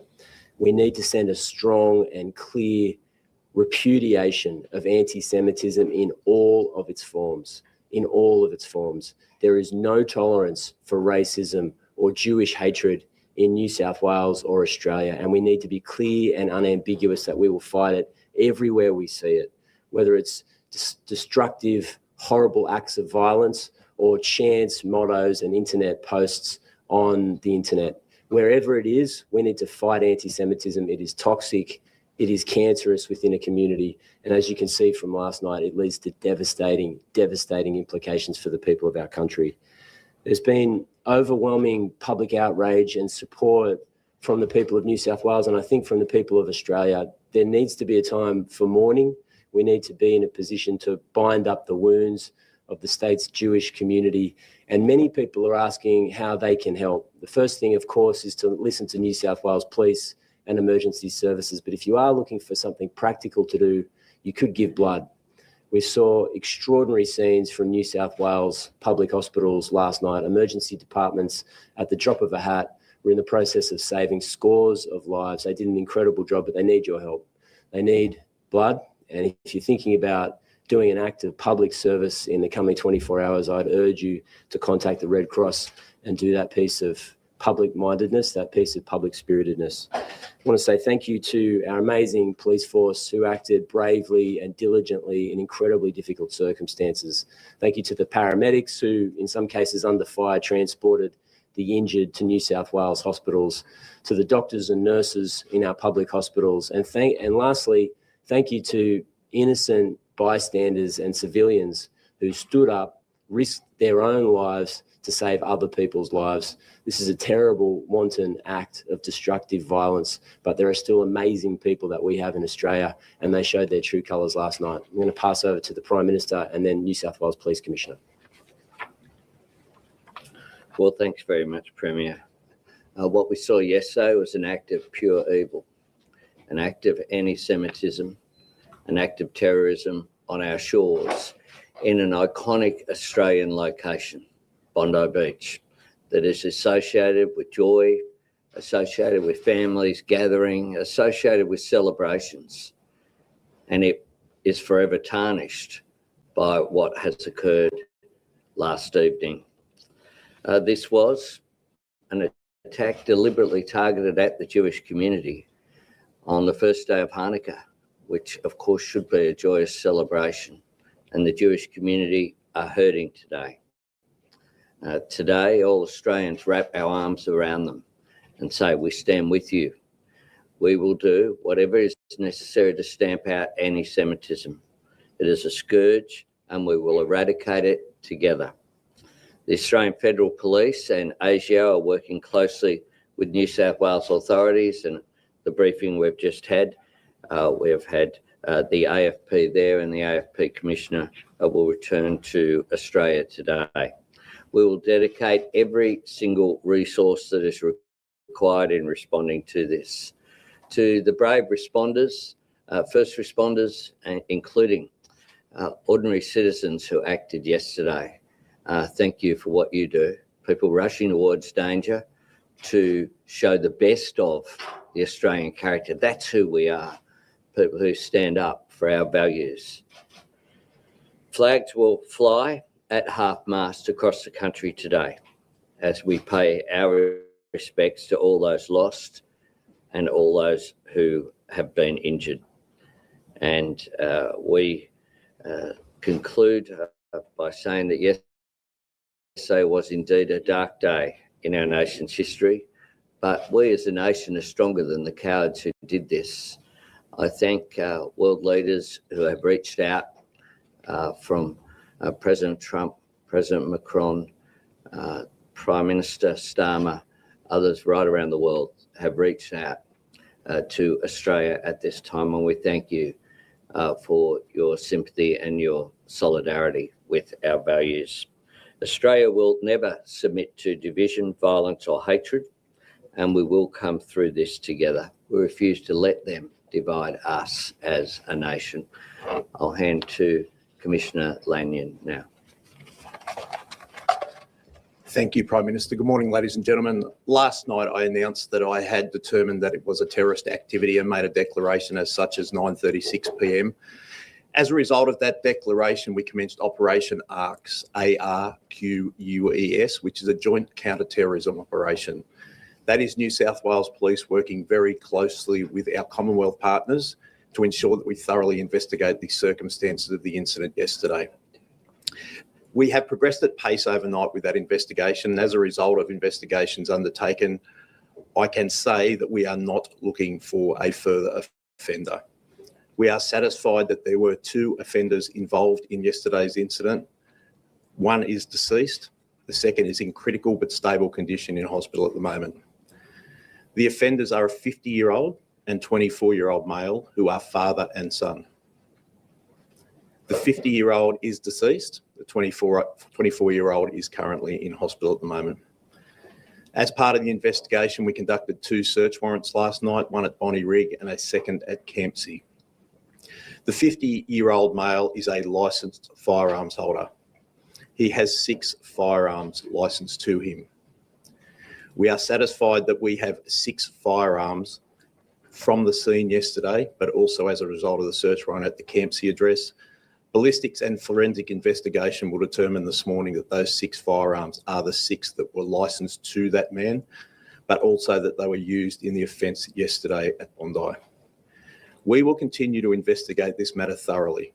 It's important for the community to have the reassurance that New South Wales Police, working with our Commonwealth partners, will not stop until we understand the reasons behind this senseless incident and take any available action that we need to do. We always work closely with our Commonwealth partners to make sure that we keep the community safe. This is a very difficult time for all law enforcement agencies, and I would really like to call out the work of New South Wales Ambulance last night, and we're joined by the Commissioner Morgan this morning. The ambulance officers were absolutely outstanding in their response. 16 deceased persons is obviously a great tragedy for this state. Our thoughts, prayers and love go out to all of the families of the deceased. We pray that those who are injured recover quickly. I have 2 police officers currently in hospital at the moment. Both are in critical but stable condition. And again, the thoughts of the New South Wales Police are very much with those officers and their families. This morning, we commenced Operation Shelter. It is an operation that we have previously run. We have escalated the number of police that are involved.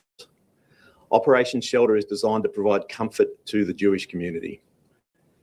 We will make sure that we are highly visible at places of worship, places that are known to be frequented by the Jewish community, but very much in those suburbs where we know that we have a large Jewish population. I want to make it very clear that the New South Wales Police will not tolerate the types of violence or the types of anti-Semitic behaviour that we have seen. We will have 328 officers on the ground this morning as part of Operation Shelter. That operation will continue to work very closely with the Jewish community to make sure that we both prevent but also respond to anything that may happen. I was very clear last night to call for calm. This is not a time for anyone to be seeking retribution. This is a time for community to grieve and to heal. The New South Wales Police will do what it does best, and that is to prevent but investigate offences that happen. And we will be here to support the community. I might hand over to Commissioner Morgan, I think, if there's anything you'd like to say, sir. Thank you. Good morning, ladies and gentlemen. Could I just express my condolences to the victims, the families and friends, and certainly those that remain in hospital at this time. Our best wishes and prayers are going out to you. This was obviously a significant incident that has occurred at Bondi Beach last night. New South Wales Ambulance got its initial call via New South Wales Police at 18:43 last evening. Our first crews were on scene within less than 10 minutes.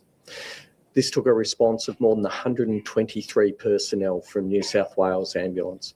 Both New South Wales Police and New South Wales Ambulance worked seamlessly, I'm advised, through this entire incident in support of the community. I cannot convey how important that is.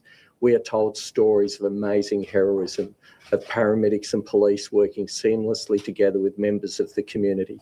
Some of our paramedics are from the Jewish community and attended that scene and continued their duties diligently and professionally. Of that initial response, New South Wales Ambulance transported 24 patients, particularly in the first wave. There were attended 14 people who were deceased at the scene. Through the course of the evening, another 2 people succumbed to their conditions at New South Wales hospitals, and a total of 42 people attended New South Wales facilities. It is not uncommon in these major incidents for members of the community, sometimes often with very serious injuries, to make their own way to hospitals so that they are not burdening the resources of the services. This is what it means to be Australian. I do want to make the point that there is a significant amount of support available from the New South Wales health system. I could commend to the community that there are great resources available on the New South Wales Health website if you need mental health support, and some reference material if you also need that. Just in conclusion, I do want to make the point. There were some amazing lessons learned from the Bondi Westfield Shopping Centre. Last night, I am told, the command structures were seamless, the joint agency approach, the ability for paramedics with the support of police to work in these hot zones, I'm absolutely convinced contributed to the saving of lives that otherwise would have been lost. Finally, just one message for the first responders at these scenes. You are an inspiration to us all. The way you put yourself in harm's way, your courage and resilience, we all thank you.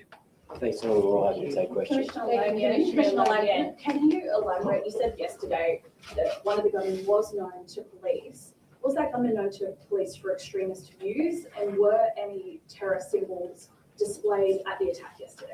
I prefer not to comment at the moment. We're still very early in the investigation. We'll be happy to provide further information that it goes along. I want to give our investigators the opportunity to investigate thoroughly without speculation. We did hear last night a lot of information was coming forward. I want to make sure that it's accurate. Commissioner, there are reports of black ISIS-style flag was draped over the gunman's car. Are police aware of this? Has a flag been recovered? That's all part of the investigation. As I just said before, I'd rather not comment on that right at the moment. Obviously, we will look at the motives behind this attack, and I think that's really important as part of the investigation. Our investigation will be thorough, and we will be happy to provide further information. Was there any watch list or intelligence agency? Sorry, can I just have one? Sorry. Was there any indication that these shooters were known to any service ahead of time? There was no indication to indicate that either of the men involved in yesterday's attack was planning the attack that happened yesterday. How was the father able to get a gun license? Sorry. Any manifesto or notes? Again, that is part of the investigation. I don't want to go into that this morning. We've got investigators that have been working around the clock. I'm incredibly proud of the work that has been undertaken so far.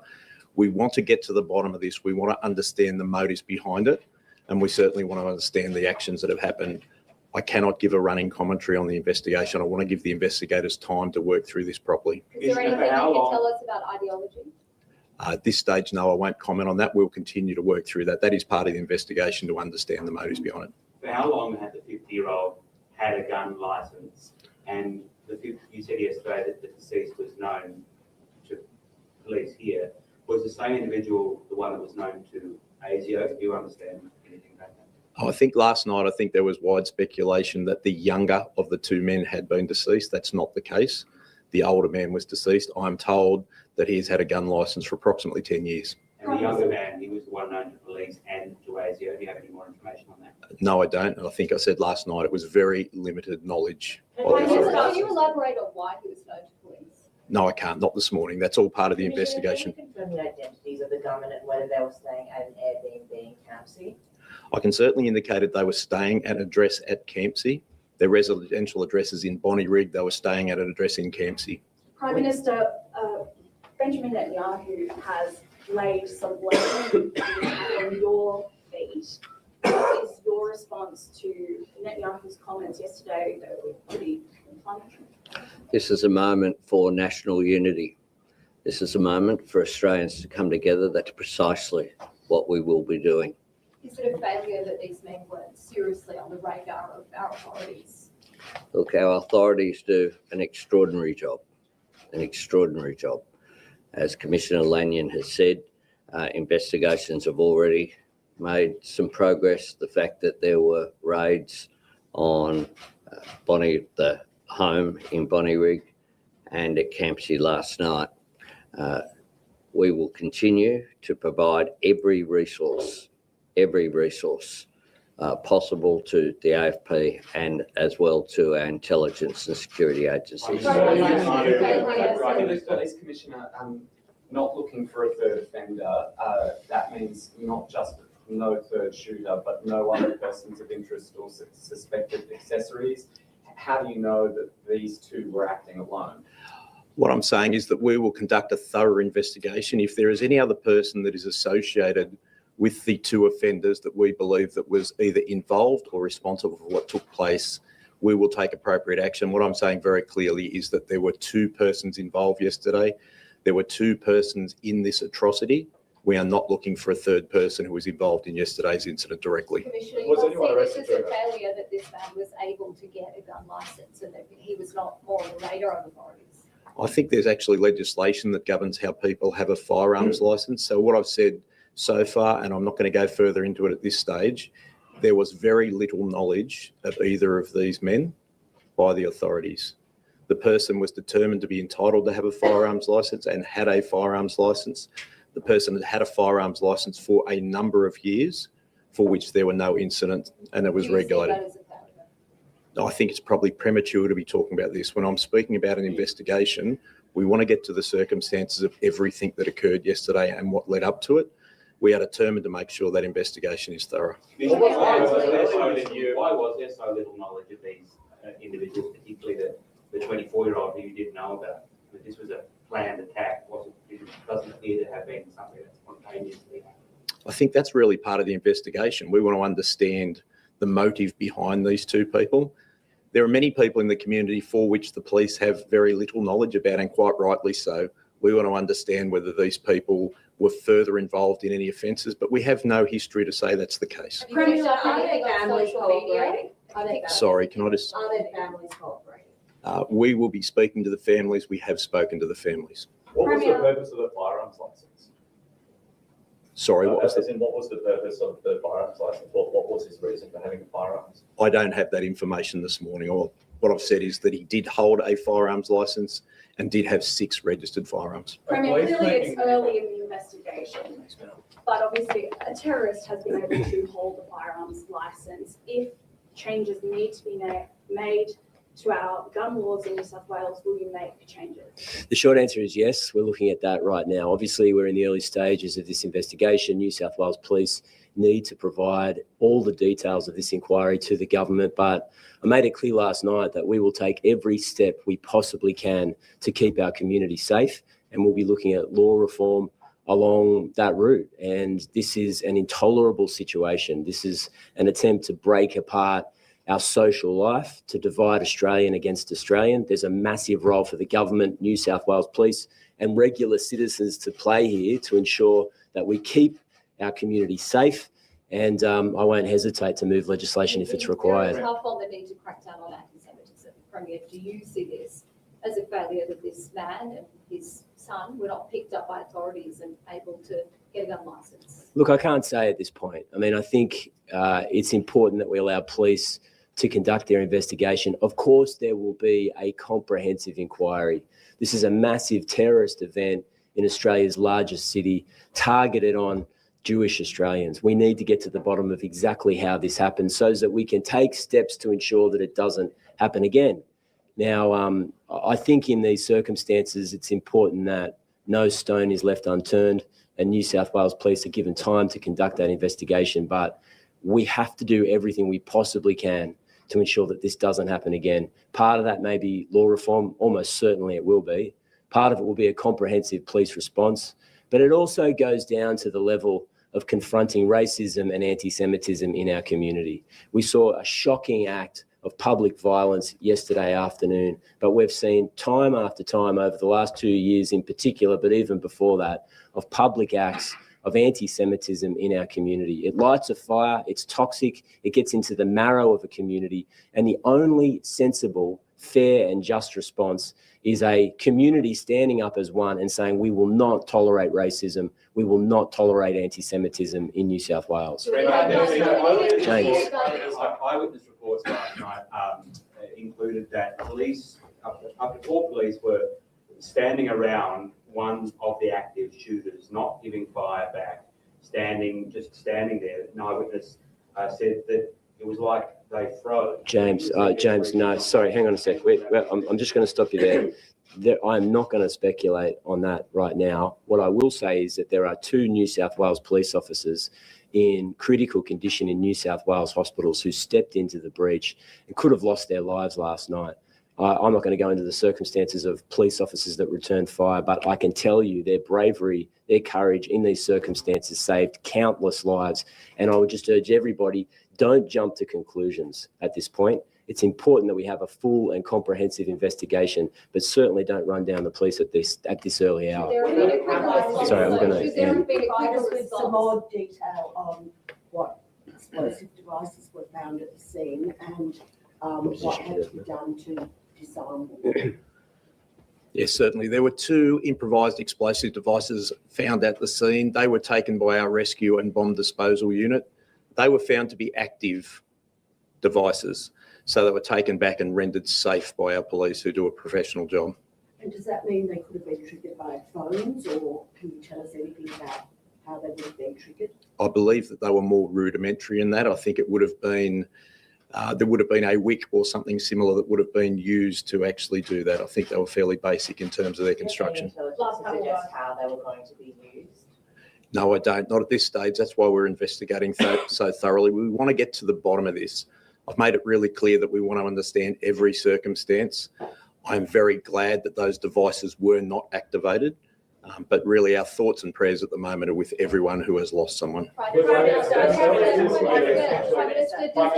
Australians have been warning that something like this could have happened. They have been petrified for more than 12 months now.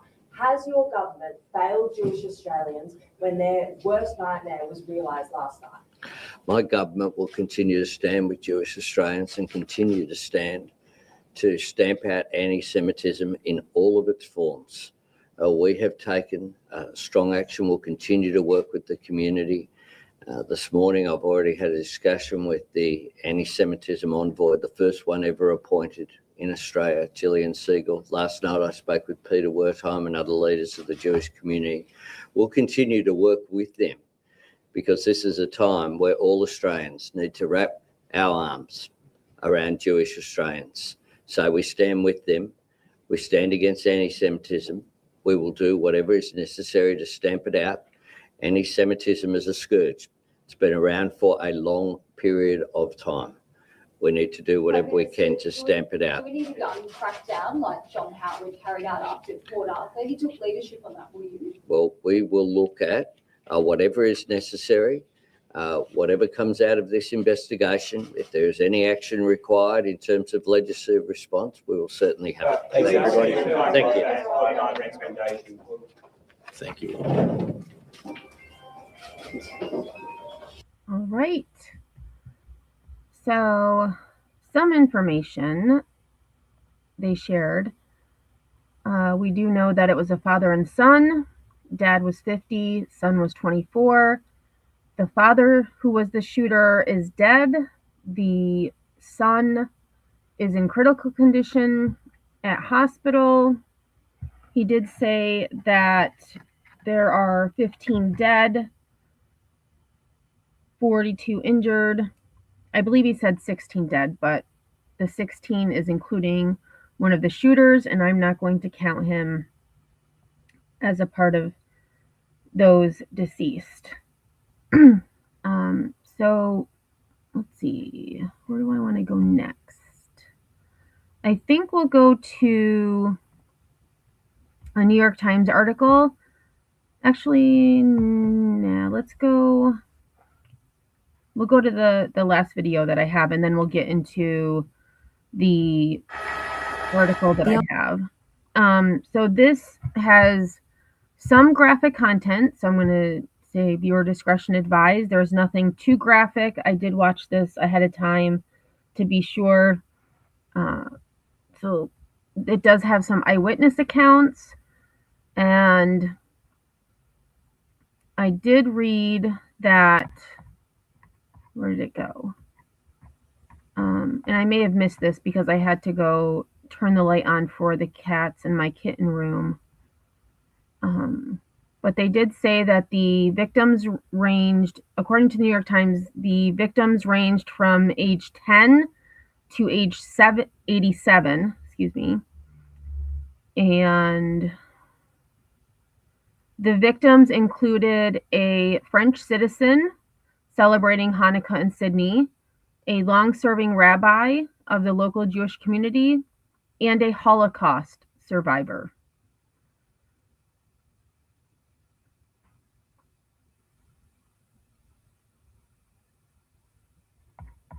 And they also had stated that, where was it?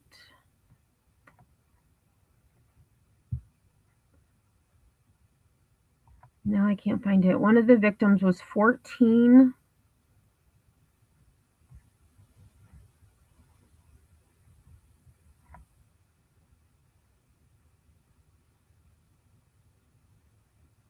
I literally just saw it and now I can't find it.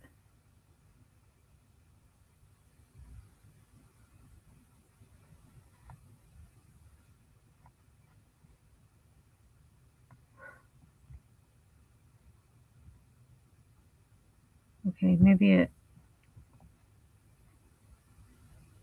I will find it though. I will find it. But how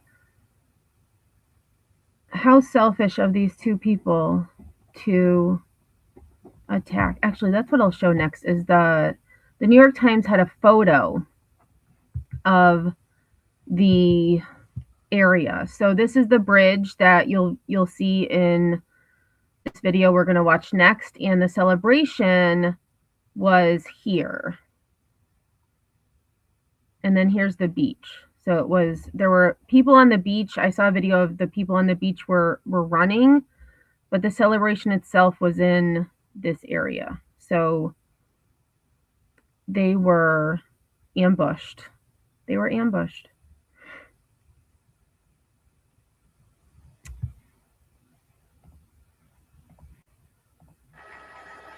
The aftermath of an attack on a Jewish Hanukkah holiday event at Sydney's Bondi Beach on Sunday, in which gunmen killed at least 11 people and wounded almost 30. Witnesses said the shooting lasted about 10 minutes and sent hundreds of people running for their lives. So I sort of opened the blind to see what was going on, and I just saw an older lady get shot, and she was on the floor. Saw an older guy get shot, very badly injured on the left-hand side, and I just saw a bunch of people screaming, run towards me. I didn't know what was going on. I seen like a kid, like she was like maybe 8 years old. She got injured in the leg and she was crying and she was on the ground. So she was behind her mom. Her mom was on the ground as well. It's kind of like, I don't know, fish in a barrel. Like the guy had I think of what I've been told, he had an automatic rifle, big gun, standing on the bridge and just target practice. Drone video verified by Reuters appears to show at least one of the suspects on a bridge overlooking the scene firing. So it appears that this area is where the celebration was taking place. But based on, hold on, let me go to that picture again. It actually shows it going on the other side. So it's actually showing that the celebration would be like over here by these trees in this section here towards the beach. His weapon repeatedly before falling to the ground. 10 minutes, Australian yeah. police described it as a terrorist attack adding one suspect was dead and another was in a critical condition. Commissioner Mal Lanyon said officers were investigating whether there was a third gunman, while also seeking to reassure the public. Could I ask, but this is a time of calm. This is a time where I want to make sure that there is no retribution. The police are investigating thoroughly. We have acted promptly. We have taken decisive action. Could I just ask for calm in the community? Allow the police to do our job. Prime Minister Anthony Albanese convened a meeting of the country's National Security Council and condemned the shootings. This is a targeted attack on Jewish Australians on the first day of Hanukkah, which should be a day of joy, a celebration of faith, an act of evil anti-Semitism, terrorism that has struck the heart of our nation. This is the most serious of a string of anti-Semitic attacks on synagogues, buildings and cars in Australia since the beginning of Israel's war in Gaza in October 2023. Israeli Prime Minister Benjamin Netanyahu previously said anti-Semitic attacks in Australia were linked to the government's position at the UN on Palestine. On Sunday, he urged action. Anti-Semitism is a cancer. It spreads when leaders stay silent and you must replace weakness with action. Rabbi Levi Wolf from Sydney's Central Synagogue described a, quote, shocking level of anti-Semitism in Australia leading up to Sunday's attack. I have to have security full-time at my synagogue. My children have to go to school where they're told not to wear their uniforms outside so that people shouldn't identify them as Jews, that they have to have. So it's like living during World War II with Nazi Germany. Don't wear your uniforms outside. Don't let people know that you're Jewish. Kids. Security at their school. So, I mean, there are no words. I don't even know where to go from here.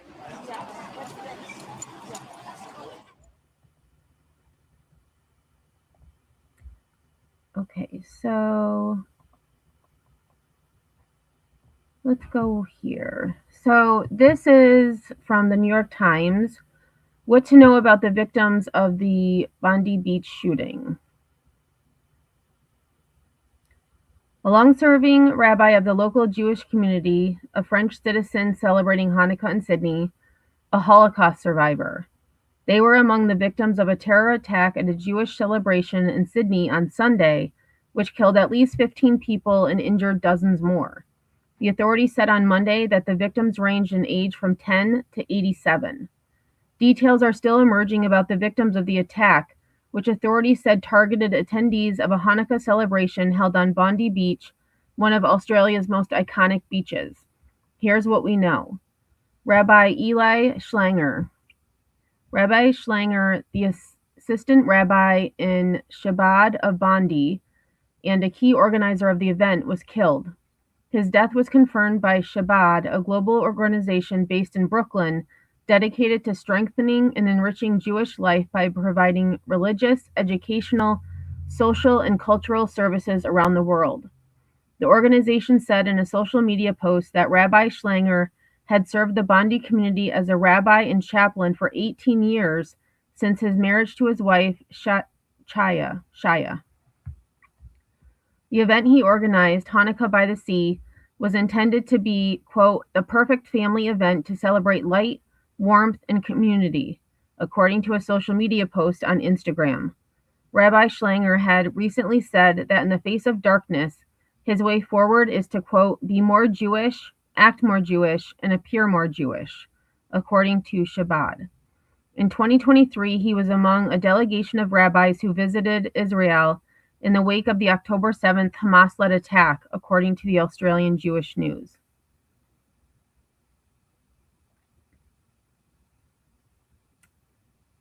Dan LKM, a French citizen, was among the victims of the attack, President Emmanuel Macron said on social media on Sunday. It is with deep sadness that I learn of the death of our compatriot Dan LKM, in the anti-Semitic terrorist attack in Sydney. My thoughts are with his family and loved ones. Mr. LKM had been celebrating Hanukkah at the event in Sydney, Shabbat said in a social media post. Alex Klaitman. Mr. Klaitman, a native of Ukraine, was killed in Sunday's shooting. A survivor of the Holocaust from Ukraine, Mr. Klaitman had attended the event with his children and grandchildren. He died shielding his wife, Larissa, from the gunman's bullets. He is survived by his wife, his 2 children, and 11 grandchildren.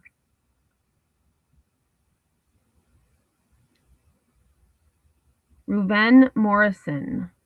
Mr. Morrison, a businessman originally from the Soviet Union, discovered his Jewish identity in Sydney. He spent his time in between Melbourne, where he and his wife moved for his daughter's education, and Sydney, where he did business. The injured. Arsen Ostrovsky, who told the news media that he had moved only 2 weeks ago from Israel to Australia, where he will lead the Australia, Israel, and Jewish Affairs Council, was wounded in the attack. He said in interviews with Australian news outlets that he had seen at least one gunman firing randomly in all directions. A bullet grazed his head, he said later in a post on X, but added that he would make a full recovery.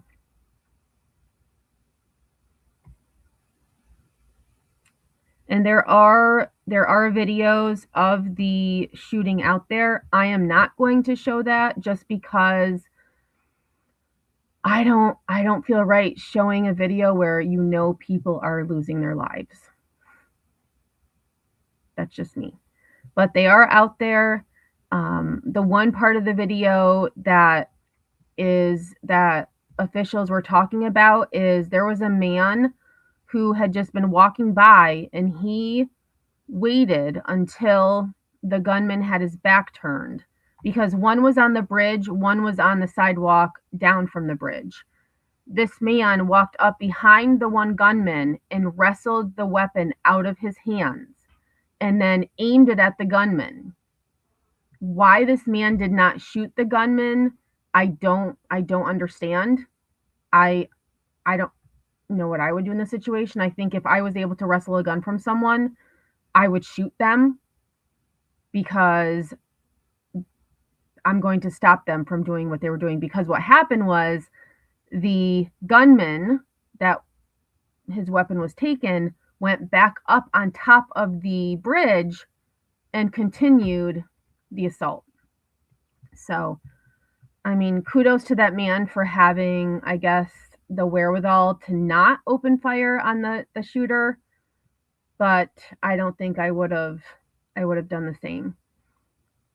So the last thing I have for us is an article from the New York Times again, and this is just about the history of mass shootings in Australia, because I had mentioned prior that you don't hear a lot about a lot of violence in Australia, let alone gun violence. So I thought this would be interesting to take a look at, and then I will give some last thoughts. Yeah, survival mode. That's true. That is true.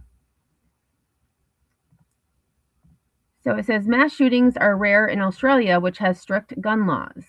The country's stringent rules are often lauded as a model policy by proponents of gun control in the United States. This says a pile of firearms that were taken out of circulation during the Australian government's buyback operation following the 1996 Port Arthur massacre, in which 35 people were killed by a lone gunman. Wow. I don't know if I remember that. But then again, I was in high school, so.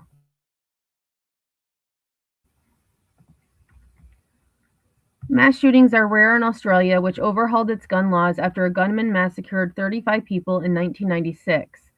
That shooting in the Tasmanian town of Port Arthur led to a national reckoning in Australia, and the government responded by cracking down on gun ownership.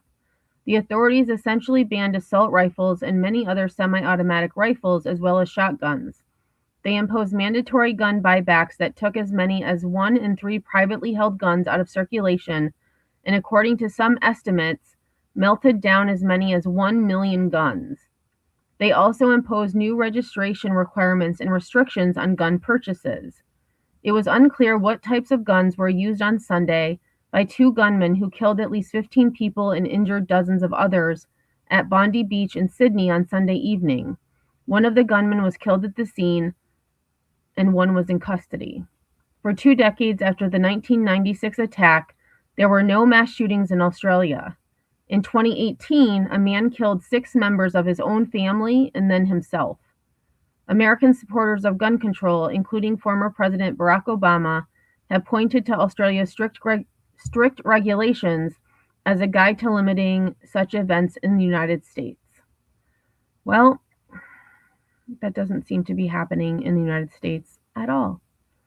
So from 1996, when that massacre where 35 were killed, until 2018, there were no mass shootings.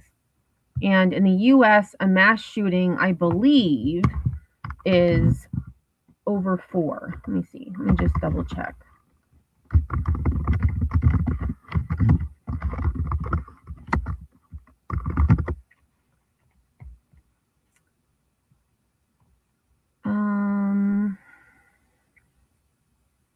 Yes. So according to, well, there's different. So according to the FBI, a mass killing is 3 or more people killed in a single incident. The Gun Violence Archive defines a mass shooting as a minimum of 4 victims shot.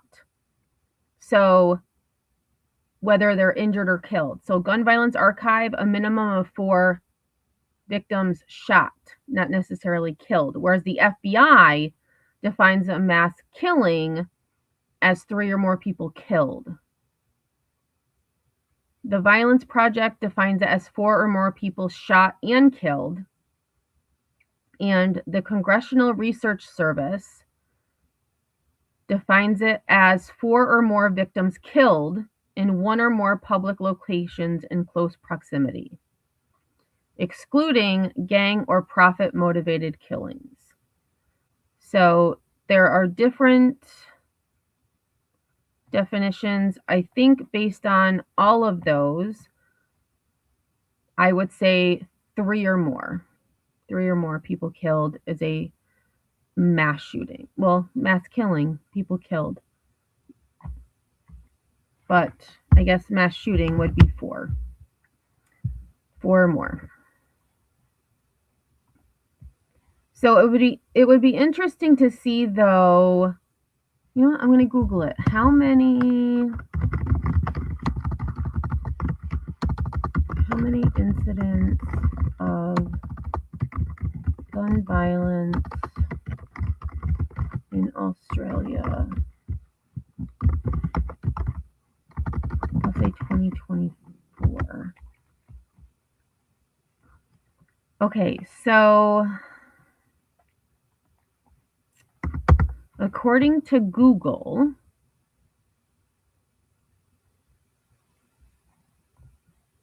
and this is 2025, and then I'll do 2024. So 2025, it says as of December 14th, 2025, which is today, there have been at least 2 major mass shooting incidents in Australia. The first was on October 5th, 2025. A mass shooting occurred in Croydon Park, Sydney, with a total of 18 victims. The second was December 14th, which is today, where 15 people were killed and 58 were injured. I'm sorry, 43 were injured. Sorry about that. So there was one just about a month ago. It doesn't appear that in that first one, though, that there were any deaths, which is incredible considering there were 18 people shot. But if I go to 2024, according to Google, as of late 2024, it says Australia recorded 31 gun-related murders between July 2023 in June 2024. So about a year, there were 31 gun-related murders. This corresponds to a rate of 9/100th of a gun murder per 100,000 people. So 100th of a person per 100,000. Hey, Pookie, how are you? I hope you're doing good.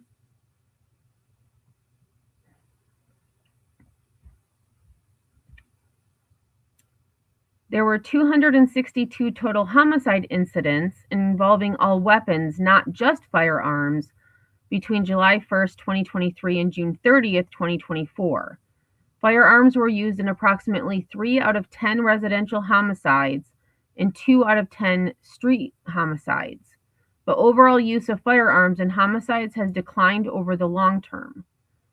In 2024, there were 986 victims of armed robbery, but this figure includes all weapons, and overall firearm use in robberies has generally declined. So 262 homicide incidents with all weapons, whereas there were 31 gun-related murders in 1 year in Australia. 31 gun-related murders. Let's see how many in the United States, because I know it's a lot more. Here we go. As of late 2024, there were an estimated 44,400 total gun-related deaths and approximately 31,409 injuries from firearm incidents in the United States.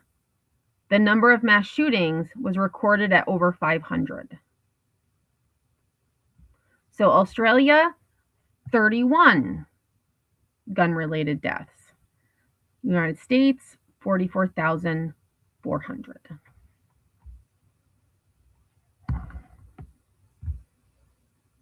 Oh, really, Pookie? It was just happening as you fell asleep? Oh, it's so sad.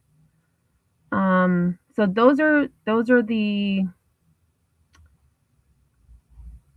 statistics that we have there. And before we go, I am going to just check one last time for any updates, which it looks like New York Times has one from an hour ago.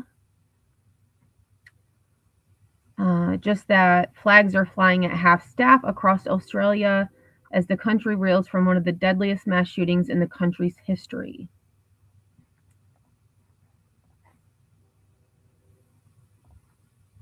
Doodles and Gray. Yes, in 2024.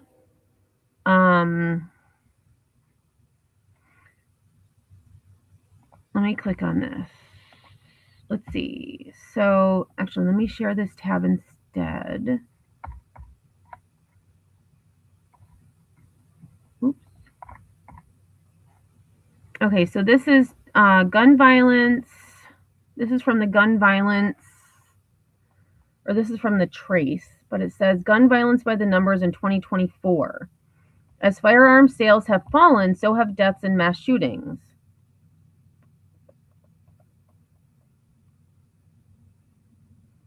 Okay, so below we examine 13 statistics that help shed light on America's gun violence epidemic.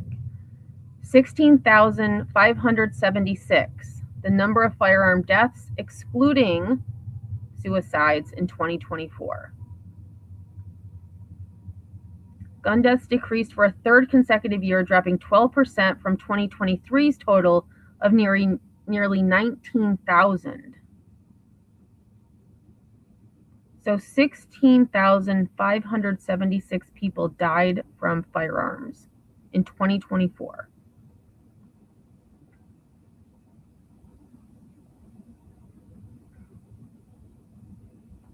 Okay, so this looks like this is by the years. Okay, so 2021 was the highest, 21,068 people. Year 2014, 12,356. That's still a lot. So you can see that I think 2021 was around the time that COVID was. And then it's gone down.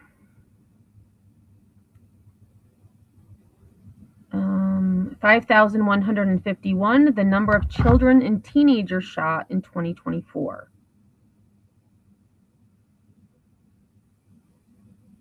Says the number of mass shootings fell significantly in 2024. Oh, so this has okay, so here is, wow, 2021. I think that's the highest, yeah.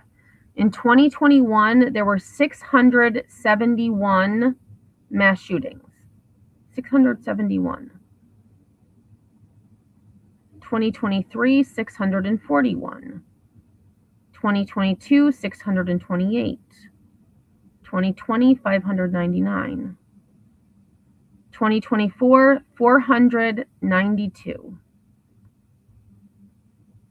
This is called the trace.org. I'll share the link in the, and I will go to the gun violence statistics site too, because I tend to go there often.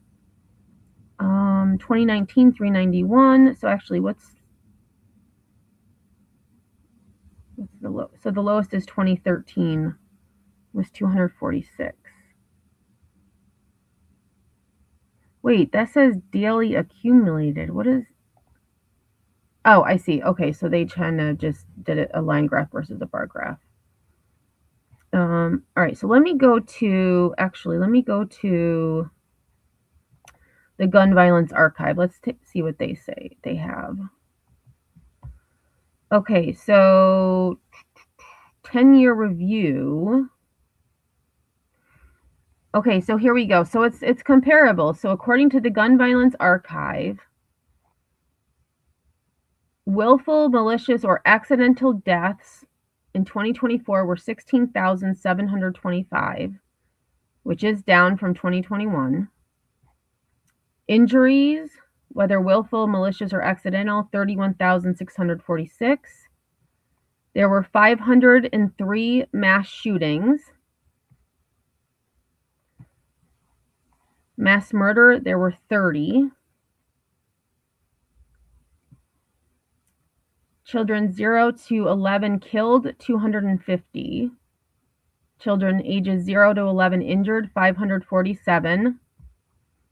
Teenagers 12 to 17 killed, 1,171. And these were from 2024. Teens age 12 to 17 injured, 3,239. 75 officers killed, 322 officers injured, 1,445 suspects killed, 806 suspects injured. Defensive gun use, 1,220. I'm not sure what exactly that means. Unintentional shootings, 1,436. And murder-suicides, 667. And oh my God, look at these numbers. Suicide by firearm. What the hell? For 2024 is pending, but for 2023, 27,310. Over 27,000 people took their own life in the United States by a firearm. That is terrifying.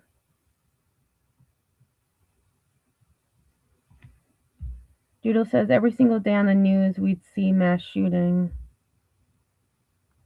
Yes, and I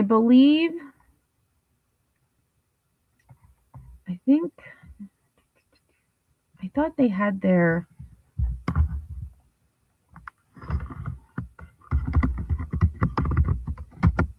let's see, the Gun Violence Archive.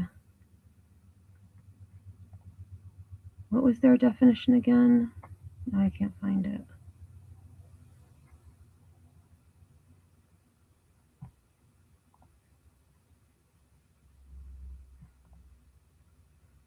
Okay, so Gun Violence Archive, a mass shooting is an incident in which 4 or more people are shot, not necessarily killed, and that's not including the shooter.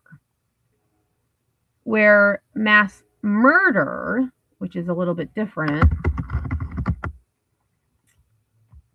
mass murder would be 3 or more people killed in a single incident, and that is per U.S. federal law. So U.S. federal law says 3 or more killed in a single incident, whereas the FBI defines mass murder as 4 or more during one event in 1 or more locations in close proximity. So there's a lot of specifics related to what it is. Associated Press, USA Today, Northeastern University Mass Killings Database. They define a mass killing as 4 or more people who are killed, not including the offender, within a 24-hour period, regardless of weapon, location, or motive. So the mass shooting is 3 or more. Or I'm sorry, 4 or more. Mass killing or mass murder would be, according to U.S. federal law, is 3 or more people. 500 mass times 4 by definition 20,000 plus all the other stats. That can't be right mathematically. So mass shooting. So, well, that's according to this, the Gun Violence Archive, which is what. Oops, let me go back. I gotta. 4 or more people are shot, not necessarily injured or killed. So the shootings, 500 times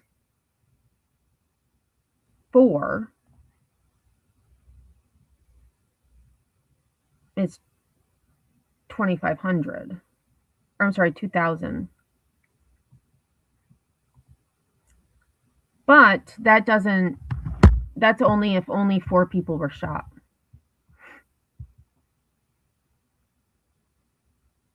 No, you're okay. You're okay. It's, I mean, I multiplied wrong and I'm a math teacher, so.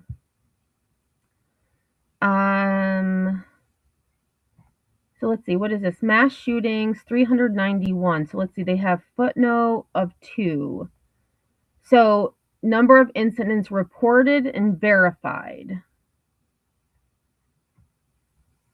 was 391. And that's that's 2025. So as of right now, at this moment, there have been 391 mass shootings. There have been 15 mass murders. Which mass, let me look up mass murder.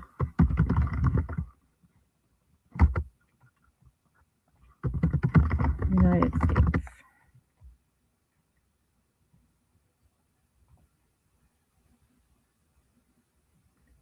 So I would have, okay, so here it says the Gun Violence Archive. Oh, that's mass shooting though. They're saying, this is saying mass murder. Would be 3 or more in a single incident. So like for instance, the Brown University shooting would not be mass murder or a mass killing because only 2, and I hate saying only because 2 is too many. But according to federal law, the Brown University shooting was not mass murder. That's per federal law. However, according to the FBI, it's defined as mass murder. Oh no, it's not mass murder because that would be 4 or more victims. But it would be a mass, well, no, it wouldn't be a mass shooting either because 4 or more victims shot. Oh yeah, 4 or more Victims shot or injured. So it is a mass shooting, but it's not mass murder. Isn't that crazy? Like, so in order to be a mass murderer, you have to kill 4 people. At least. That's craziness. And then you can see on the map, this is 10 years of shootings. 400,000 plus shootings in 10 years. The East Coast is lit up.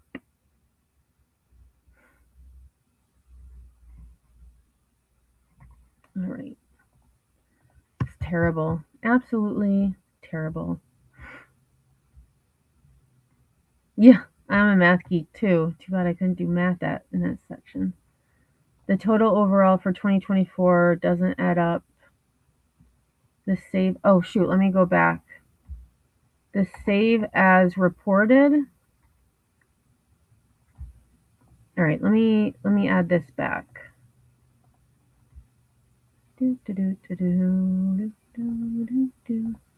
Okay, so let me see. So you had said the total overall for 2024.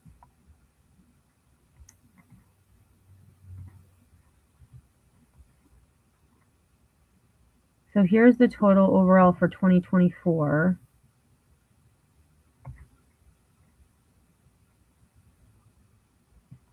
This 503, is that what you're talking about?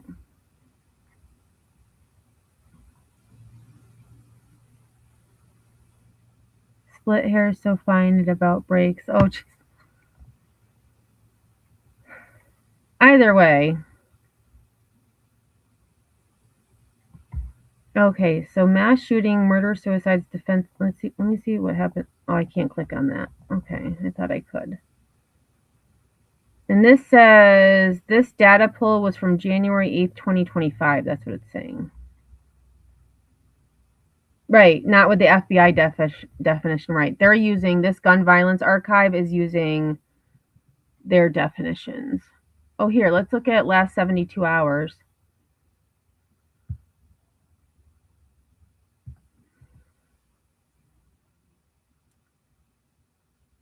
Okay, so here's just an example. So they have,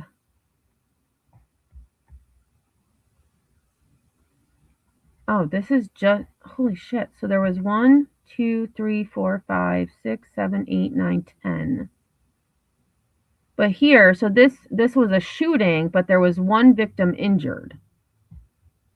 Here, there was 1 suspect killed. So these aren't necessarily mass shootings or mass murders. Actually, I don't think any of them are, because there was one only, so let's see, shooting, whoops, victims injured. Let's look, oh, so here, North Carolina, Greenville, North Carolina, 4 victims were injured. That would be a mass shooting because it was 4 or more. Brooklyn, New York, today, 6 people were injured or shot.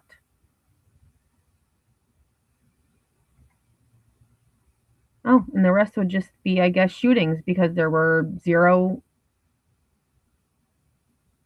1 or 2. Hey, Gigi, how are you? All right, y'all. Well, I am actually, I'm quite over my time. I just noticed time flies. Time flies. I was looking because I forgot that I went live a little bit early today. I'm like, oh, I still have like 5 minutes. Nope. Sure don't. When they add the same shooting to several columns, it's distorted or hard to untangle. True, but they do have different headings. But I see what you mean. I mean, it should just be like, they should have a total, you know what I mean? Like a total.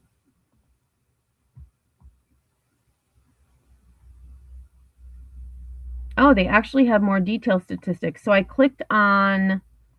just clicked on the Brooklyn one because it had said 6 injured. So just for an example, the shooting in Brooklyn today, the victim, there was a 15-year-old female, 15-year-old female, 15-year-old male, 16-year-old male, 16-year-old male, 17-year-old male, were all victims of a shooting. So it would be considered a mass shooting because 4 or more victims were injured or killed. In this case, they were just injured, thankfully. It was at a house party, block party, private party. Oh, it was a birthday party at an event venue. So someone opened fire at a birthday party. And because 4 or more were injured, it is considered a mass shooting. It would not be considered a mass killing or mass murder because no one died. That makes sense. Yeah, I agree. Make it easier to read. Some things are just not user-friendly at all. But thanks everybody for being here. I do appreciate it. I am going to go finish up laundry. Phantom did wake up before I ended this live. She's now back on me though, snuggling. But she's going to have to get up because now I need to go finish laundry. I need to cook dinner and I need to get ready for work tomorrow. So if you haven't hit that like, please do so on your way out. If you are new here and haven't subscribed, please do so. And wherever you are, I hope you have a great rest of your day, morning, night, wherever you may be. I don't plan on being live tomorrow, but be sure to have your notifications on just in case. I know, I'm such a mean mommy. And Pookie, oh my gosh, this poor thing. I had to go to the store and I was like, you're not staying out because I don't know how she is with the stove. Like, God forbid something happens. So you're going in your playpen. She cried and cried. I said, all right, I need to get out of this house. So I get home, I don't hear her. As soon as she heard my voice, she started crying and wanting to come out. But thankfully, there hasn't been as much hissing as there was yesterday. So hopefully they're getting used to her. But when I'm not here, she's going to have to be locked up because I don't want her to get hurt. You hear that, baby cakes? You hear that? All right, y'all. Well, have a great day. And until next time, I will see y'all on the flip side.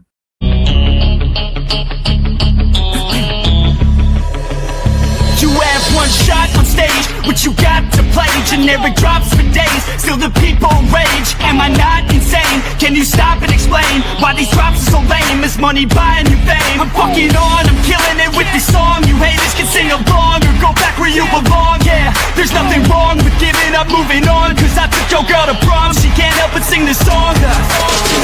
Comes off till the lights go out, till my legs give out. Can't shut my mouth till the smoke clears out. And my high harass, I'ma rip this shit till my bones collapse. Till the roof comes off, till the lights go out, till my legs give out. Can't shut my mouth till the smoke clears out. And my high harass, I'ma rip this shit till my bones collapse.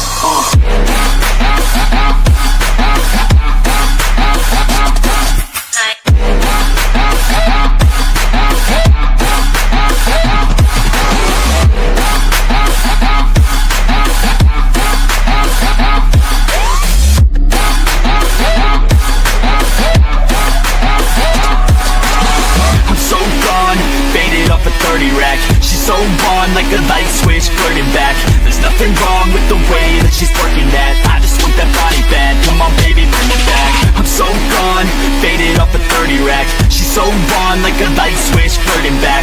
There's nothing wrong with the way that she's working that. I just want that body bad, come on baby, bring it back.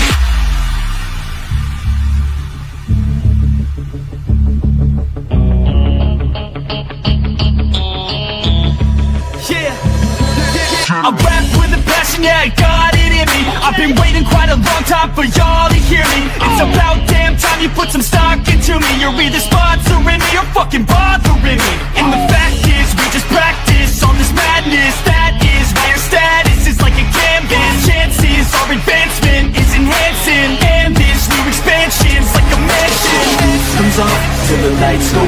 till my legs give out. Can't shut my mouth till the smoke clears out. Am I high, perhaps? I'ma rip this shit till my bones collapse, till the roof comes off, till the lights go out, till my legs give out. Can't shut my mouth till the smoke clears out. Am I high, perhaps? I'ma rip this shit till my bones collapse.